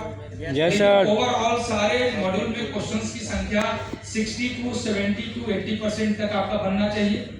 और वो नहीं बनता है तो आकर के फिर मेरे टीचर से पूछना चाहिए, इतना काम करना है। लेकिन इस शर्त पे नहीं कि एक चैप्टर का 100% पहुंचने के लिए सारा समय उसी चैप्टर को दे दिए और इसके चक्कर में दूसरा चैप्टर छूट गया, दूसरा सब्जेक्ट छूट गया, अब हम बैकलॉग को लेकर के बैठे हुए हैं हाथ पकड़ के और मेरे टीचर बहुत आगे निकल गए, हम पीछे पीछे। आप पीछे पीछे रहिएगा, टीचर आगे तो बढ़ते चले जाएंगे, आप पिछड़ जाइएगा।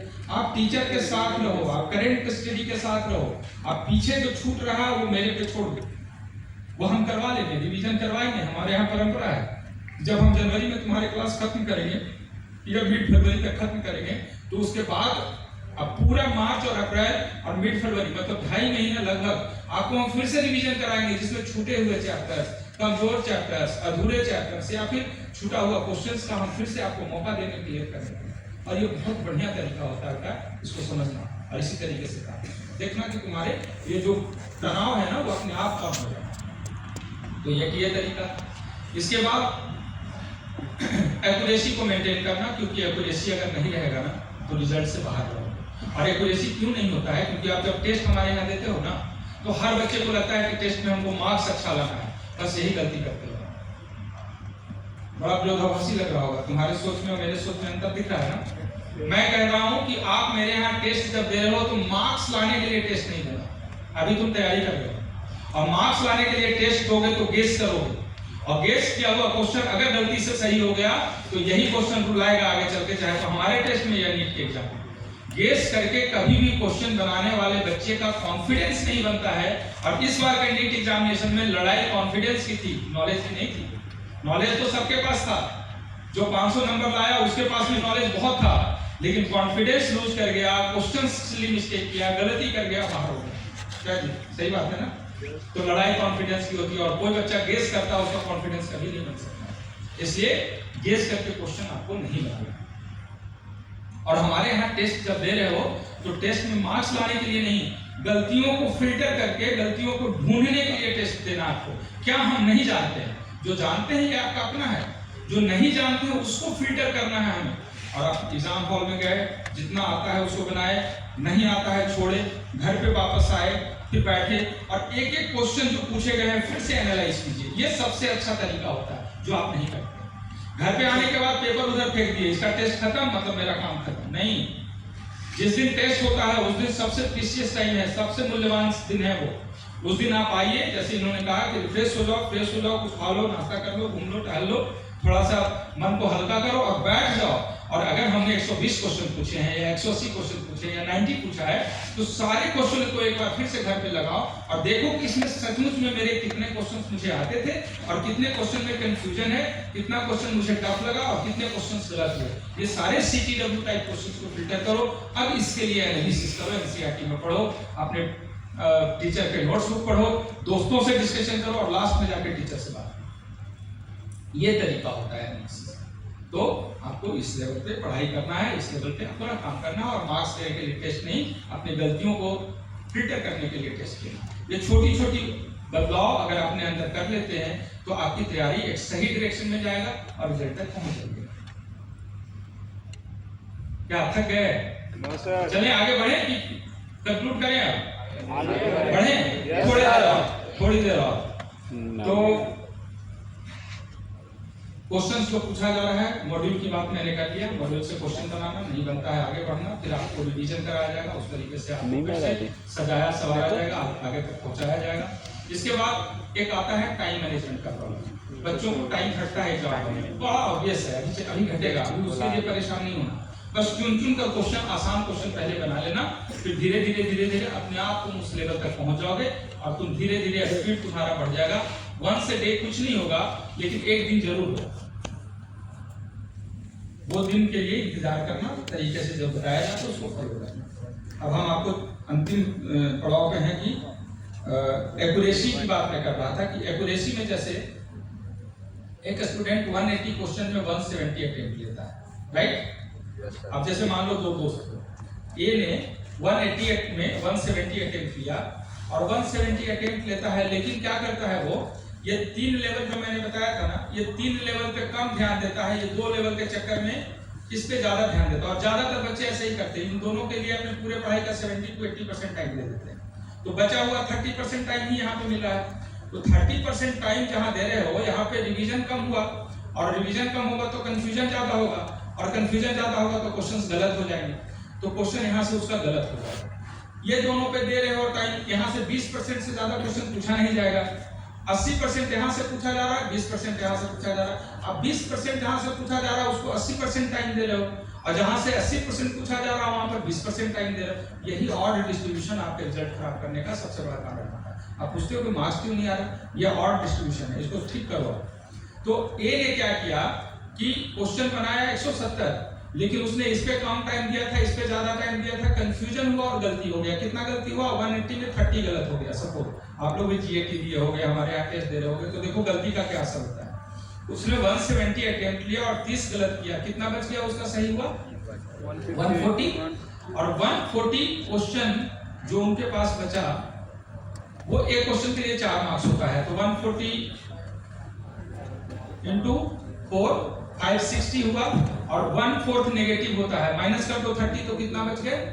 530 मार्क्स आ गए, जो ऑलमोस्ट रिजल्ट से बाहर करने वाला होता है। 530 नंबर आया आपके। लेकिन बी ने क्या किया कि उसने ये तीनों लेवल को खूब अच्छे से पढ़ा, इसका रिवीजन किया, इतने ही पे काम किया, और इतने पे काम करना आसान है, और मल्टीपल टाइम रिवीजन इसको कर सकते हैं। ये बनाना भी आसान होता है, तो टेंशन प्रेशर भी नहीं होता है, कॉन्फिडेंस भी बढ़ता है। इस पे ज्यादा काम किया तो इसको कंफ्यूजन कम हुआ, तो जहां 30 गलती हुआ था वहां 10 गलती हुआ। अब 170 बनाने वाले बच्चे का 10 गलती हुआ तो कितना सही हुआ? 160। yes, और 160 into 4 कितने आए? 640। 640 minus 10 कितना आया? 630। अब सोचो 170 मार्क्स लाने वाला बच्चा अगर 30 गलती करता है तो 530 नंबर लाता है, और 170 अटेम्प्ट लेने वाला बच्चा 10 गलती करता है तो 630 लाता है। और 630 और 530 में आसमान और जमीन का फर्क होता है। आई बात समझ में? yes, इसलिए एक्यूरेसी कितना इंपॉर्टेंट है समझ में आना चाहिए आपको। आप मार्क्स लाने के लिए देते हो तो एक्यूरेसी नहीं रहता है, सीखने के लिए दोगे तो एक्यूरेसी मेंटेन रहता है, और कोई भी आदत शुरू से लगती है वही आदत बन जाता है। जैसे एडिक्शन होता है ना, उसी तरीके से आदत बनाओ। तुक्का मारने वाला आदत जहां पड़ा आपका, तो उसको निकालना हम लोगों के लिए भी बहुत बहुत बहुत टफ टास्क हो जाता है। अभी से आदत डालो। आपके मार्क्स का मायने उसकी जिम्मेवारी मैं लेता हूं, लेकिन तुक्का मार के नहीं। आप जो जानते हो उतने पे लाओ, उससे रियल असेसमेंट आपका होगा। इसके बाद आगे भूल न जाए इसलिए बता दे, हर बच्चे के पास डायरी होना चाहिए। लिया है या नहीं आप लोगों ने? डायरी लेकर के वो अपने अलमीरा का शोभा नहीं बढ़ेगा, उस पर काम लिखना चाहिए। लिख रहे हो आप क्या? अगर लिख रहे हो तो मैं पर्सनली कह रहा हूँ कि आप लोगों का डायरी कभी कभी मैं भी देखूंगा, और नहीं तो उसकी रिपोर्ट्स तो मेरे पास आ ही जाएगी। रैंडम में जाऊंगा तो आपका डायरी खाली नहीं होना चाहिए, और ईमानदारी से डायरी बनाना। एक दिन बैठता है बच्चा 8 दिन का डायरी एक दिन में बनाता है, हमको पता है, और पढ़ता है वो 5 घंटा लिखेगा 10 घंटा, लेकिन आप 10 घंटा लिखते हैं तो आपका मार्क्स भी तो है ना, रिफ्लेक्शन देता है कि आप सर में पढ़ रहे थे कि सिर्फ लिख रहे थे। इसलिए हम लोगों से आप नहीं गलती कर सकते हो, क्योंकि आप लोगों ने मुझे बहुत सिखा दिया। जितने तरीके का तुम गलती कर सकते हो सब हमको पता है। और जहां जहां तुम चीटिंग करोगे मुझे पता है, मुझे ये भी पता हो जाएगा कि कोई बच्चा अगर 40% ला रहा है तो ये कौन कौन सी गलतियां कर रहा है। तुम्हारे मार्क्स से तुम्हारी गलतियां हम लोग को पता चल जाता है। इसलिए तुम निश्चित रहना, हम लोग को ब्लफ नहीं करो। हाँ, मम्मी पापा को कह दो, पापा टीचर अच्छे नहीं है, पढ़ाई अच्छी नहीं है, तो ऑनलाइन का क्लास कर लेना, ये सब बहाना वहां चलेगा, मेरे साथ नहीं चल सकता। इसलिए मेरा आग्रह होगा, बहुत सारे अभिभावक मम्मी लोग बैठी हुई हैं यहाँ पे, बच्चों के उधर पेरेंट्स भी बैठे हुए हैं, हमारा एक आग्रह भी होगा कि जब जब मीटिंग हो तो आप लोग जरूर अपने बच्चे के साथ आइए और हम लोग बैठेंगे, बात करेंगे, तो उनकी कमियां हम लोग के सामने आएगी। चाहे तो कमी मेरे अंदर होगा, चाहे कमी बच्चे के अंदर होगा, यही दो कारण से ना रिजल्ट नीचे आएगा उसका, और हम लोग दोनों मिलकर सुधार लेंगे तो फिर रिजल्ट ठीक आने लगेगा। इसलिए आइए, हम लोगों से बात कीजिए, बताइए कहाँ इसका कमी है, वहां पे हम सुधार लेंगे। और हम लोग को तो देखते देखते पता चल जाता है, इसलिए इन बातों को ध्यान रखना है। तो मॉड्यूल की बात हमने कर लिया, टेस्ट के बारे में बात कर लिया, मार्क्स के बारे में बात कर लिया। कम आएगा तो घबराना नहीं, वही कम धीरे धीरे धीरे धीरे बढ़ा जाता है। 7% से शुरू करने वाला बच्चा 696 लाकर दिल्ली एम्स पहुंचता है। तो इसको एक एग्जांपल मैंने दिया है कि तुम्हारे दिमाग में रहे, और कोशिशें तुम्हारी जारी रहनी चाहिए, एक दिन में नहीं लेकिन एक दिन जरूर होता है।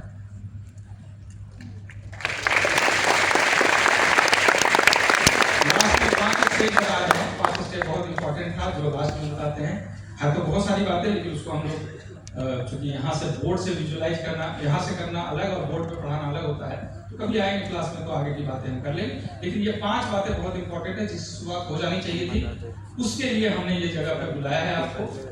होना तो सबके लिए चाहिए था, बट कम बच्चे आए हैं तो मुझे डर भी लग रहा है कि बाकी का क्या होगा, वो तो सुन नहीं रहे हैं। लेकिन चलिए, जितने सिंसियर बच्चे हैं इनको तो फायदा होना ही चाहिए। पहला स्टेप ये है कि हमारे क्लास में टीचर जो टॉपिक पढ़ा रहे हैं आपको, फिजिक्स में, केमिस्ट्री या बायोलॉजी, वो सभी टॉपिक मान के चलो कि सी लेवल के चैप्टर से तुम्हारे, तो टॉपिक सी लेवल का होगा क्योंकि पहले पढ़ रहे हो।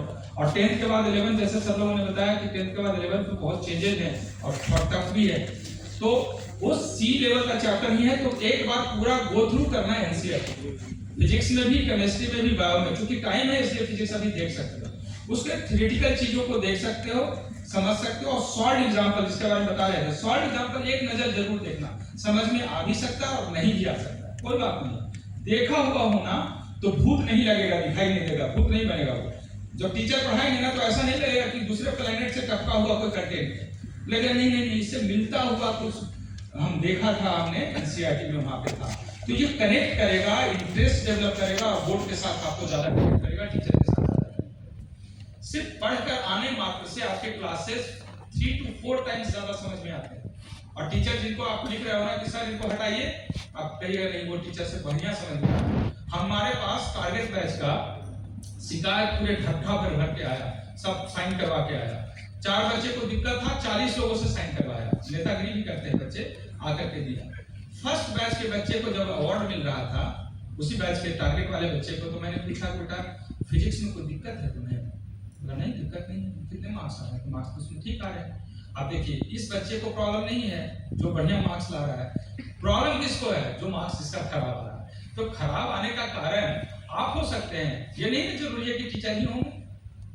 वो क्या होता है, हमारा खराब मार्क्स आ रहा है मतलब टीचर ठीक नहीं पढ़ा है, बच्चा इसीलिए तो बच्चा है, हम लोग को पता है कि क्या होता है। इसलिए यहाँ पे बहुत धैर्य के साथ आइए, बैठिए, बात कीजिए। और सचमुच में अगर टीचर समझ में आपको नहीं आते हैं तो उसका दूसरा रास्ता भी हमारे पास है, हम आपको बैकअप दे देंगे, टीचर से अलग से सपोर्ट करा देंगे। फिर जब उस छोटी छोटी चीजों को आप समझ लेंगे, फिर वो टीचर अच्छे लगने लगेंगे। और एकदम सचमुच में खराब होंगे तो हम लोग चेंज भी कर देंगे, चेंज करते रहेंगे हम लोग। ऐसा जरूरत नहीं पड़ता, ज्यादा टीचर चेंज करवाइएगा तो कर तो देंगे, लेकिन आपका सिलेबस पीछे रह जाएगा, फिर बाद में बड़ी कष्ट होता है।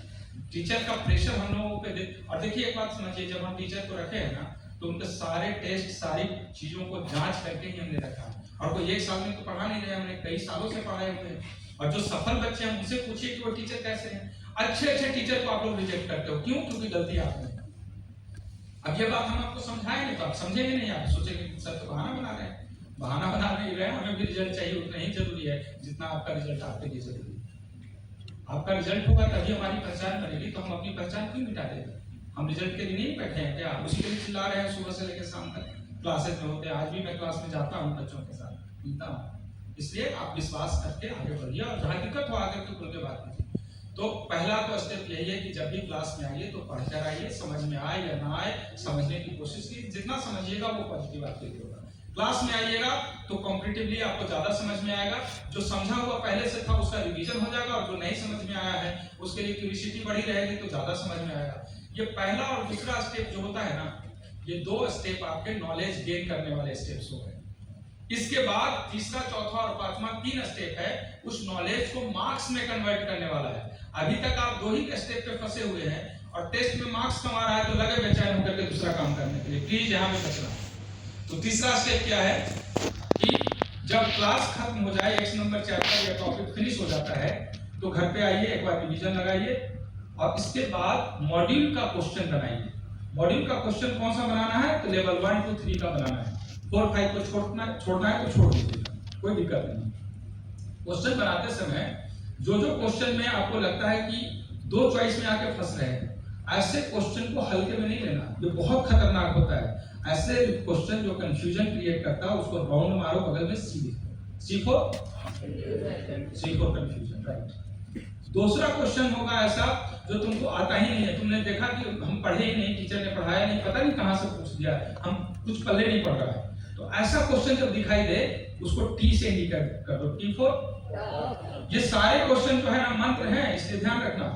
कंफ्यूजन क्वेश्चन को C लगा दो, टफ क्वेश्चन को T लगा दो, और पूरे क्वेश्चन जब बन जाए तब लास्ट में आंसर से मिलाना। आंसर पलट कर क्वेश्चन कभी नहीं बनाना, तो लास्ट में आंसर से मिलाओगे। जितने क्वेश्चंस गलत हो गए उसको क्या करो, W से इंडिकेट कर दो। तो आपके पास 3 तरीके का क्वेश्चन फिल्टर हुआ, C, T, W। ये CTW जो हुआ यही मंत्र है। CTW फिल्टर करना शुरू कर दो अभी से। इतने ही CTW से आपका रिजल्ट होने वाला है। और 2 साल में कितना CTW आएगा मैं बताऊं? पूरे 11th और 12th लगाकर लगभग 15,000 से 18,000 क्वेश्चन है। और इनमें से अगर तुम्हारे लेवल में एकदम नीचे लेवल से बात किया जाए तो मैक्सिमम 4 से 5,000 CTW आएगा। और 4 से 5,000 CTW को अगर ईमानदारी से हमारे तरीके से तुम रिवीजन कर लिए तो फिर इससे बाहर का कोई क्वेश्चन नहीं है। बाकी जो आता है वो आएगा, जो छूट रहा है वो सब CTW में आएगा। इतना आसान है, इसलिए CTW अभी से ही फिल्टर करना, ईमानदारी से करना। और मैं एक छोटा सा टास्क आपको दे रहा हूँ, जो डायरी बना रहे हो ना, बहुत छोटा सा टास्क है। यदि प्रतिदिन फिजिक्स में 25, केमिस्ट्री में 25 और बायोलॉजी में 50 क्वेश्चन बनाया जाए। टफ क्वेश्चन बनाएंगे तो शायद 25 नहीं बन पाएगा फिजिक्स में। आसान क्वेश्चन सिर्फ बनाओ, इस बात का ध्यान रखना। सिर्फ आसान क्वेश्चन 25 बनाना है, क्योंकि हमको नंबर ऑफ क्वेश्चन ज्यादा बनाना है। हम क्वालिटी ऑफ क्वेश्चंस के बारे में नहीं बात कर रहे हैं, नंबर ऑफ क्वेश्चन ज्यादा बनाना है। तो शुरुआत में छोटे क्वेश्चन जो बनाएंगे ना, उससे आपका बेस बहुत मजबूत होता चला जाएगा, स्ट्रॉन्ग बन जाएगा। तो छोटे क्वेश्चंस बनाइए। 25 फिजिक्स, 25 केमिस्ट्री और 50 बायोलॉजी बनाते हैं अगर, तो 100 हो जाता है प्रतिदिन। अगर 100 क्वेश्चन प्रतिदिन बनाए जाए और पूरे महीने के 30 दिन में 20 दिन भी बनाया जाए तो 2000 क्वेश्चन एक महीने में होता है। क्वेश्चन बनाकर उसका एनालिसिस भी करना होता है, वो आगे बताएंगे। 2000 क्वेश्चन एक महीने में होता है। हमारे पास कुल मिलाकर कितना है? 18,000 क्वेश्चन मैक्सिमम। मतलब 9 महीने में 11th और 12th दोनों के सिलेबस समाप्त हो जाएंगे। आपके 11th की बात करें तो 4 से 5 महीने में पूरा 11th का 100% क्वेश्चन को बना लेंगे। और पहली बार बनाने में टफ होता है, टाइम ज्यादा लगता है। दूसरी बार बनाओगे तो और कम लगेगा, तीसरी बार में और कम लगेगा, चौथी बार में और कम लगेगा। ये है जीतने का तरीका। एक ही बार में आप लोग पहाड़ के टिप पे पहुंचना चाहते हो कि पहली मतलब आप धीरे धीरे स्लो आगे बढ़ो ना। एक ही बार जंप मार के चाहते हो कि वो ऊपर वाला क्वेश्चन हम बनाने लगे, नहीं बनता है, ध्यान हो जाता है, वहीं से कॉन्फिडेंस गिर जाता है। इसलिए क्वेश्चन बनाने में इस बात का खासा ध्यान रखना है कि छोटे छोटे क्वेश्चंस बनाएं, ढेर सारा क्वेश्चन बनाएं। हम 5 बहुत बड़ा क्वेश्चन बना ले, इससे अच्छा कि 25 छोटा बना ले, ये ज्यादा मजबूती देगा। और जो 5 बनने में टाइम लग रहा है उसको बाद में बनाना कोई चिंता का विषय नहीं। क्लियर है? समझ में आ गई बात?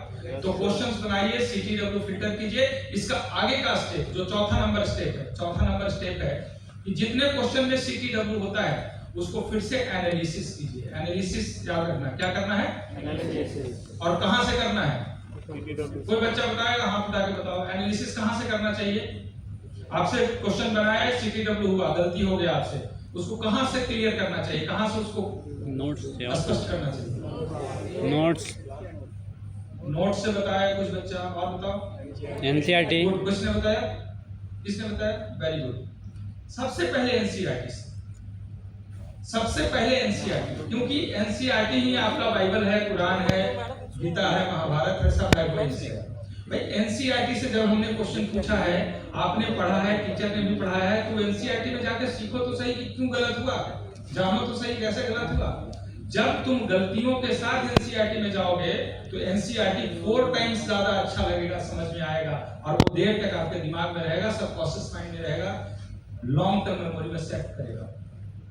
इसलिए जितने सीटीडब्ल्यू कोर्सेस है उसमें कम से कम सी और डब्ल्यू को तो निश्चित रूप से एनसीईआरटी में जाकर पहले क्लियर करो। अगर समझने में दिक्कत हो रही है तो टीचर का नोट्स बुक का हेल्प सेकंड में लेना, जो आपको बता रहे थे, नोट्स बुक सेकंड स्टेज में आता है और ये दोनों से लगभग सारे क्वेश्चंस क्लियर हो जाएंगे। लेकिन गलती से अगर 2-3 क्वेश्चन ना बने, 2, 4, 5, 10 क्वेश्चन नहीं बनता है तो फिर दोस्तों का ग्रुप एक होना चाहिए जहां से पूछो आप एक दूसरे से, तुमने क्या बनाए, कैसे बनाए, जो बनाया है उसको सीखो। दोस्त से बहुत ज्यादा सीखा जाता है। और पूछिए इन लोगों से, ये लोग जहाँ रहे हैं, गोल विलेज इसलिए विशेष हो जाता है, हॉस्टल इसलिए विशेष हो जाता है कि वहाँ पे डिस्कशन करने के लिए एक टाइप के बच्चे आपको मिल जाते हैं और डिस्कशन से बहुत सीखा जाता है। जो हम टीचर सिखाते हैं उससे कई गुना ज्यादा आप सेल्फ स्टडी और डिस्कशन से सीखते हो, तो ये इसका फायदा होता है। डिस्कशन के बारे में मैं आगे बात करूंगा, अभी तो दिक्कत होगी आपको, बट आगे मैं समझाऊंगा, उसके लिए रास्ता बताऊंगा। इसके बाद अगर वहां से भी क्लियर नहीं करता है आपका दोस्त, तो दोस्त के साथ आप जाइए और अब टीचर के पास जाइए। मतलब टीचर का सपोर्ट कब लेना है? पहला सपोर्ट कहां से लेना है? दूसरा सपोर्ट, तीसरा सपोर्ट डिस्कशन, राइट, और चौथा सपोर्ट। वेरी गुड, बहुत बढ़िया। तो ये 4 सपोर्ट आपके पास है, ध्यान रखना। क्वेश्चन गलती करो कोई टेंशन नहीं है, सीटीडब्ल्यू हो खूब लगाओ। 100 क्वेश्चन में 50 क्वेश्चन सीटीडब्ल्यू लगता है, कोई चिंता की बात नहीं, वहां पर तनाव नहीं लेना। 50 जो बने वो कॉन्फिडेंटली बनना चाहिए और बाकी 50 में दिक्कत हो रहा है तो कितना सी है, कितना टी है, कितना डब्ल्यू है, क्योंकि तीनों का मतलब अलग अलग होता है। कंफ्यूजन का मतलब होता है कि आप जानते हो बट 2 चॉइस में आके फंसे हो, मतलब रिवीजन कम है। रॉन्ग का मतलब तुम जानते हो लेकिन या तो तुम्हारा कॉन्सेप्ट गलत है या फिर हमारे आंसर गलत है। इनको भी जानना चाहिए जाकर एनसीईआरटी से। कई बार ऐसा देखोगे कि हमारे 1-2 क्वेश्चन के आंसर गलत होते हैं तो उस पर रिलाई नहीं कर लेना, उस पर विश्वास नहीं कर लेना। आपको कॉन्ट्रडिक्ट करता है तो जाइए एनसीईआरटी में सीखिए, ऐसे नहीं कि और वही 2 क्वेश्चन गलत रहता है तो बच्चा मॉड्यूल बनाना छोड़ता है। सर मॉड्यूल में बहुत गलत है, हमको बहुत का मतलब होता है 50% से ज्यादा। कितना क्वेश्चन गलत है? तो 2 गलत है, हमको 2 को बहुत नहीं बोला जाता है। 98 सही तुमको नहीं दिख रहा है, 2 गलत दिख गया। तो ये बच्चों की सोच होती है, ऐसे ही सोचते हैं वो। हमारे 2 गलत है, पकड़ लिया, बहुत गलत है, बहुत गलत है, बहुत गलत है, हम धर लिए, पकड़ लिए। टीचर ने कभी थके नींद में कुछ गलती पढ़ा दिया, अब उसको तो लेकर के तमाशा बना दिया। टीचर को तो आता ही नहीं है, सर देखिए क्या पढ़ा है, देखिए कैलकुलेशन क्या किए हैं, और आप बड़े आराम से कैलकुलेशन एग्जाम में करते 3 × 3 तो 6 लिख देते हैं। होता है ना जी? तो नहीं, उतना तेज आवाज में नहीं बोलोगे तभी सुनाई पड़ जाएगा, आवाज होता है। तो दूसरी की गलतियां बहुत मजेदार लगता है, अपनी गलती पे बड़ा अफसोस होता है। तो समझ गए यहाँ पर बस यही फर्क है, अपनी गलती पे मजा लेने शुरू कर दो, इससे बदल जाओगे, दूसरे से अलग हो जाओगे। इसलिए क्वेश्चंस बनाते समय इन बातों पर ध्यान रखना है और सीटीडब्ल्यू को एनालिसिस करना है। एनालिसिस में 4 बातें फिर से बार-बार मैं पूछूंगा, इस बार गलती नहीं कर, अगली बार नहीं गलती करना है। तो हमेशा बच्चा यही गलती करता है। हम पूछते हैं तीसरा के बाद चौथा स्टेप क्या है तो कुछ और बोलने लगते हैं। 5 स्टेप पूछते हैं तो बताते ही नहीं है। भाई पहला स्टेप है कि पढ़ के आना, दूसरा स्टेप है कि टीचर से जाके क्लास में अच्छे से समझना, तीसरा स्टेप है क्वेश्चन की प्रैक्टिस करना, चौथा स्टेप है एनालिसिस करना एनसीईआरटी से, टीचर के कॉपी से, दोस्त से, और लास्ट में टीचर से डिस्कशन करना। एंड 5वां लास्ट बट नॉट लीस्ट जिसके बारे में इन्होंने कहा वो है मिस्टेक कॉपी या रिकॉर्ड है। जो गलतियां हो रही हैं उसको उसमें लिख दो। क्या करना है?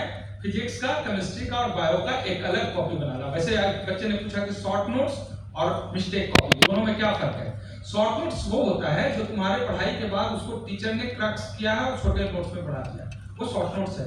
लेकिन शॉर्ट नोट्स से भी जो चीजें निकल कर आ रही है, क्रक्स निकल कर आ रहा है, वो होता है रिकॉर्ड डायरी या मिस्टेक कॉपी। समझ में आए? वो थोड़ा ज्यादा रिफाइंड वर्जन होता है।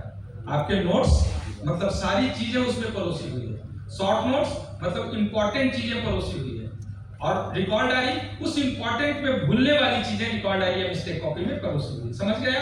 तो वो रिफाइंड वर्जन है। अब आपको क्या करना है, 3 सब्जेक्ट के लिए 3 कॉपी बना लीजिए, चैप्टर का ऊपर नाम लिख दीजिए और उसके लिए 3 पेज डेडिकेट कर दीजिए, 3 से 4। तो आपके पूरे फिजिक्स में 30 चैप्टर है तो 120 पेज होगा ज्यादा से ज्यादा। केमिस्ट्री में भी वैसे ही, बायोलॉजी में ऐसे ही कर दीजिए। और जिस चैप्टर में जो इंपॉर्टेंट आपको भूलने वाली चीजें लगे उसको नोट कर लीजिए, तो एक ही पेज में नोट हो जाएगा। आगे चलकर और टेस्ट लिए जाएंगे और भी कंटेंट्स आपके सामने आएंगे, और जब जब उस पर्टिकुलर चैप्टर से गलतियां होने लगे उस गलती को उठाओ और उस रिकॉर्ड डायरी या मिस्टेक कॉपी में नोट कर लो। बस इतना काम करना, और हर बार जब नोट करो तो रात में एक नजर उसको देखना शुरू करो, बीच बीच में उसको देखना शुरू करो। यकीन मानो कि आपका ऐसा स्मूथ तैयारी होगा कि कभी भी अंत समय में जाकर के जो बेचैन होकर बच्चा पढ़ता है ना, 15 घंटा और 12 घंटा 14 घंटा करता है, ये करने की जरूरत नहीं पड़ेगी। 6 से 8 घंटा मोर देन सफिशिएंट होगा। कभी भी लोड ही नहीं पड़ेगा तुम्हारे माथे पे, कभी भी तनाव ही नहीं आएगा, और आराम से तुम रिजल्ट तक पहुंच जाओगे। ये सब टेक्निक्स हैं जो आपको सीखना चाहिए। तो ये है रिकॉर्ड डायरी का तरीका। तो कुल मिलाकर आपके 5 स्टेप्स हो गए, और हम आज के दिन का सबसे इंपॉर्टेंट जो बातें बता रहे हैं, धनराज ने बहुत सारी लाइन कह दिया। हमने जो कहा है इसमें 5 स्टेप अभी के समय में सबसे इंपॉर्टेंट है, इसको जाना। आज चूंकि सब प्रवचन सुन रहे थे, कुछ बच्चों ने मोबाइल से इसको रिकॉर्ड किया है, कुछ बच्चों ने पेज पे नोट किया है, कुछ बच्चे को थोड़े देर के लिए स्मरण हो सकता है, लेकिन सारी चीजें आप याद करके नहीं जा सकते हो। बट घर जाना जो अच्छी अच्छी बातें बताई गई है आज ही डायरी में नोट डाउन कर लेना। मैं जानता हूँ कि आज के इस पूरे प्रोग्राम में अगर 5% भी तुम सहेज लिए तो आगे के लिए तुम्हारा 95% ही बचा हुआ है। और धीरे धीरे करके ये हमारे ट्रेनिंग का एक हिस्सा है, ट्रेनिंग का एक पार्ट है। मैं मानता हूं कि नॉलेज को मार्क्स में कन्वर्ट करने का ये ट्रेनिंग सिस्टम है जिसका वर्कशॉप में आप बैठे हो और जो हम आपको करवा रहे हैं। फिर आगे क्लासेस होंगे, मीटिंग होगा, वेबिनार होगा, ऐसा सेमिनार होगा। इस सेमिनार में देखो सामने प्राइज रखा हुआ है, बच्चों को प्राइज दिए जाएंगे। कुछ बच्चे वहां से प्राइज उठ करके आके ले गए, कुछ बच्चे यहाँ पे बैठकर अंदर से वो बौखलाएंगे कि अगली बार मेरी बारी होगी, इसीलिए बुलाया जाता है। ये प्राइज भी आपका भी हक है, आपका भी नाम लिखा हुआ है इसमें, लेकिन अभी आप सोचे नहीं, अभी आप किसी और चीज में उलझे हुए हो, तो आप आओ और इस प्राइज को लेकर के जाओ। ये सबका हक है। बड़ी छोटी सी एक लाइन बार बार हम रिपीट करते हैं कि हक कभी मिलता नहीं है भीख और उपहार में। हक जो है तुम्हारा, उसके बारे में कहा गया है कि मेडिकल कॉलेज में जाना तुम्हारा हक है, इसलिए क्योंकि तुमने सोचा है, इसलिए कि तुम्हारे मम्मी पापा ने तुम्हारे लिए समर्पित किया, अपने समय को, पैसे को और अपने इमोशंस को और सेंटीमेंट को तुम्हारे लिए लगाया है। तो इसके लिए एक बड़ा हक बनता है आपको इस तरीके के प्राइजेस लेने के लिए और फैमिली मेडिकल कॉलेज का एक्सिट। तो हक कभी मिलता नहीं है भीख और उपहार में, हक हमेशा हासिल हुआ है शक्ति से संसार में।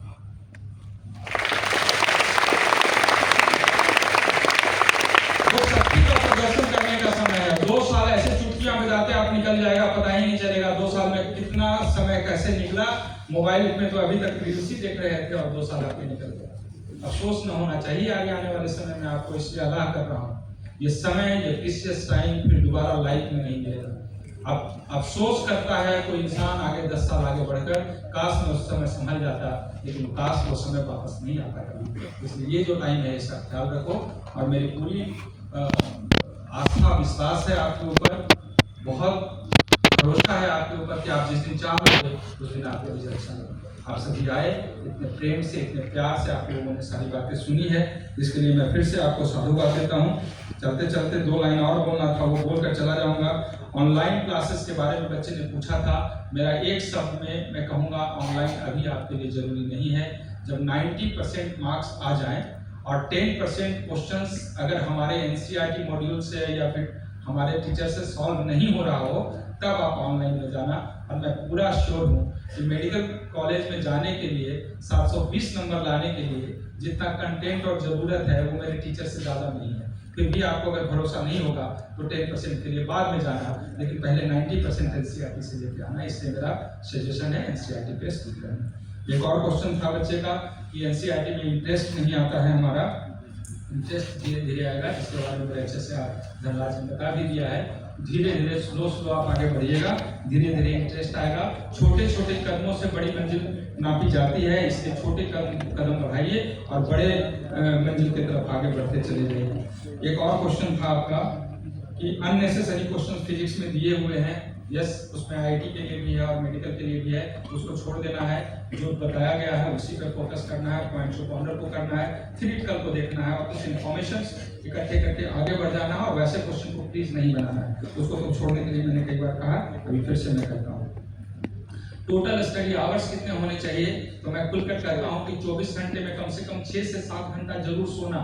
इससे कम सोओगे अगले दिन तुम्हारा फोकस पॉइंट उतना नहीं बढ़ेगा, तुम्हारा जो कंसंट्रेशन है वो अच्छा नहीं होगा, तुम्हारा इमोशंस को वो ब्रेक करेगा और बहुत सारी गलतियां होने लगती है उसके बाद। तो कम से कम एक आप जैसे विद्यार्थी को 7 घंटा जरूर सोना चाहिए। अब सिर्फ सोना ही नहीं चाहिए, ये ध्यान रखें। अब सोने की बात मैं सिफारिश कर रहा हूँ तो पता चलेगा कि 12-12 घंटे सो रहे हैं, बाद में आप कहेंगे सर आप ही ने तो बोला था सोने को। तो मैं 7 घंटे की बात कर रहा हूँ। मेडिकल की तैयारी कर रहे हो तो 7 घंटा सोना, 12 घंटा नहीं सोना है। तो 7 घंटा लेकिन जरूर सोना है। आपकी नींद कहाँ मारी जाती है, जब रात भर मोबाइल में आप लगे रहते हो तो यहाँ भी नींद लेते हो, आप क्लास में भी नींद लोगे, तो यहाँ पर प्लीज बचना। सोने का समय जब है तो सोना। अब बच्चे पूछते हैं कि रात में सोए सर, कि दिन में सोए सर, कितना बजे सोए सर, कब पढ़े सर। तो मेरा आप जैसे बच्चों के लिए एक ही सजेशन है कि जब दिमाग, मन, भाव और उत्साह काम करे उस समय पढ़ो। हो सकता है 3 बजे रात में ये सब काम कर रहा हो। आप लोग नया जनरेशन और अल्फा जनरेशन के बच्चे हो, जिस जनरेशन क्रॉस कर चुके हो, तुम लोग को तो भाई हम पहले ही से प्रणाम करते हैं। सुपर टैलेंटेड ग्रुप, ये सुपर टैलेंटेड बच्चे हैं जो मम्मी पापा और हम लोग को तो ऐसे चुटकियों पे बजा देते हैं, कहाँ पता ही नहीं चलता है क्या करिए। अब हम लोग के साथ एक अलग एडवांटेज है कि आप बच्चों से सीखता रहता हूँ, आप लोगों से इन्फ्लुएंस होता रहता हूँ, जानता रहता हूँ कितना टैलेंट है भाई इन बच्चों में। तो सैल्यूट फॉर यू, बट ये टैलेंट को सही दिशा में लगाओ बेटा, नहीं तो पता है एनर्जी का 2 स्वरूप होता है, डिस्ट्रक्टिव भी होता है, कंस्ट्रक्टिव भी होता है। आग एक एनर्जी है, चूल्हे में लगता है तो भोजन पकाता है, स्वादिष्ट भोजन पकता है, बड़ा मन प्रसन्न होता है और जीवन देने वाला वो व्यवस्था होता है जब भोजन पकता है, वो भी आग होता है। लेकिन वही आग किसी के घर में लग जाता है तो जलाकर राख कर देता है, और गलती से हाथ में लग जाता है तो हाथ को भी जलाता है, बहुत कष्ट देता है। आप आग हो, ये उम्र जो टीनेजर का होता है 12 से लेकर 20-22 साल, ये पूरा आग है। आग संभालना कितना टफ काम है, समझ रहे हो ना। तो हम लोग आग से खेलते हैं तो खतरों की खिलाड़ी हम लोग कहते हैं। इन बच्चों को 2 बच्चे घर में संभाले नहीं जाते सबके, हमारे कितने सारे बच्चे हैं, इनको संभालना सोचो कितना हेडेक लेके चलते हैं। कब कौन बच्चा क्या उत्पात मचा देगा, कौन डाली से उछल के कौन डाली पे जाके तोड़ देगा, उसको पता ही नहीं चलता है। सभी टीचर्स इंस्टीट्यूट वाले आज तक पड़े हुए तुम लोग के करामात से, लेकिन हम तुम्हारे जैसे बच्चों के कारण हम लोग का उत्साह बढ़ा रहता है कि 3 घंटा बैठा हुआ है बच्चा और हिल नहीं रहा है।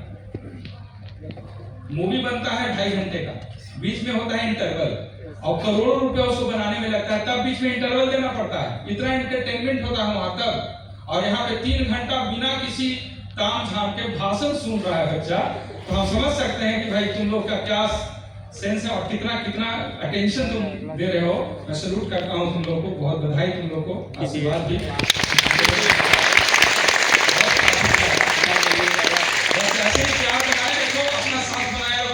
तुम जो चाहते हो तुम्हें मिलेगा, और हम जो चाहते हैं, आपके मम्मी पापा जो चाहते हैं, सबका मन खुश हो जाएगा। और जीवन में जो गिफ्ट देते हो ना आप रिजल्ट के रूप में, इससे बड़ा गिफ्ट नहीं होता है। आप हमेशा मम्मी पापा के डे पे मम्मी से मांगोगे पैसा या पापा से, पापा पैसा देना, पापा तो प्यार करते हैं आपको दे देते हैं, क्या करोगे तो दो ना। सरप्राइज गिफ्ट लेके आया है, happy daddy day, happy mother's day, और हम लोगों को भी लाके देते हो हैप्पी टीचर्स डे। भाई देखो, हमें अगर गिफ्ट देना है, हमारे यहाँ परंपरा है, हमारे यहाँ टीचर्स डे पे टीचर को गिफ्ट देने की परंपरा समाप्त कर दिया हमने बहुत पहले से। हमने कहा ना, आपको अगर सचमुच में रिस्पेक्ट है अपने टीचर के लिए, अपने मम्मी पापा के लिए, तो आप अपना रिजल्ट देना, इससे बढ़िया, इससे बड़ा गिफ्ट पूरे जीवन भर हम लोगों के लिए कुछ नहीं होता है। तो उसके लिए काम करो, और वो गिफ्ट जब देते हो ना तो सब मम्मी पापा और आपके टीचर सब लोग सब हमेशा के लिए खुश हो जाते हैं, और जीवन भर का आप गिफ्ट दे देते हो। इसलिए हम लोग उस गिफ्ट के इंतजार में रहते हैं, इसलिए उसको करो। स्टडी आवर की बात कर रहे थे, तो 6 घंटा से ज्यादा पढ़ने की बिल्कुल जरूरत नहीं है, लेकिन 6 घंटा पढ़ता है। 6 घंटे में 6 मिनट के लिए भी मोबाइल नहीं आना चाहिए, और जीवन में अच्छा करना है तो 2 लाइन और लेके जाओ। 2 बातें बहुत महत्वपूर्ण है। पहला कि जितना भी बच्चा यहाँ पे बैठा हुआ है, हर बच्चे के पास मिनिमम एक कॉम्पिटिटर होना चाहिए, जिसको देखकर आपके अंदर झंझलाहट हो, आपके अंदर बेचैनी हो, और लगे कि वो मेरे से आगे जा रहा है, हमको उससे आगे जाना है। इसके 2 तरीके हैं, एक तो कि अपनी स्पीड बढ़ा के आगे चले जाए, और नहीं तो किसी को पैर फंसा के गिरा दे। कौन वाला कंपटीशन करना चाहता है? उससे स्पीड बना के उससे आगे निकले। पैर नहीं खींचो, हाथ नहीं खींचो। ज्यादातर बच्चे अपने कॉम्पिटिशन में पैर खींचने की कोशिश करते हैं। इससे आपका फूल होगा, पहले आप पीछे जाओगे, बाद में फूल होगा, उसका पीछे आएगा कि नहीं तो उसके क्षमता पे निर्भर करता है। इसलिए पहला ये है कि आप अपने लाइफ में एक अच्छे कॉम्पिटिटर जरूर रखना, जिसको टारगेट करके तो पढ़ना कि हमको इससे आगे निकलना है। इस पे कहानी अगली बार सुनाएंगे कि ये कैसे दिल्ली एम्स तक पहुंचाया था 35 सीट में, अगली बार सुनाएंगे कि किसी को टारगेट करके कोई पढ़ता है तो कैसे वहां तक पहुंच जाएगा। दूसरी बात यह है जो बहुत महत्वपूर्ण है, पढ़ाई की बात जब आए ना, क्या करने के बाद और अपने करियर का, क्योंकि पढ़ाई से अपना करियर बनता है।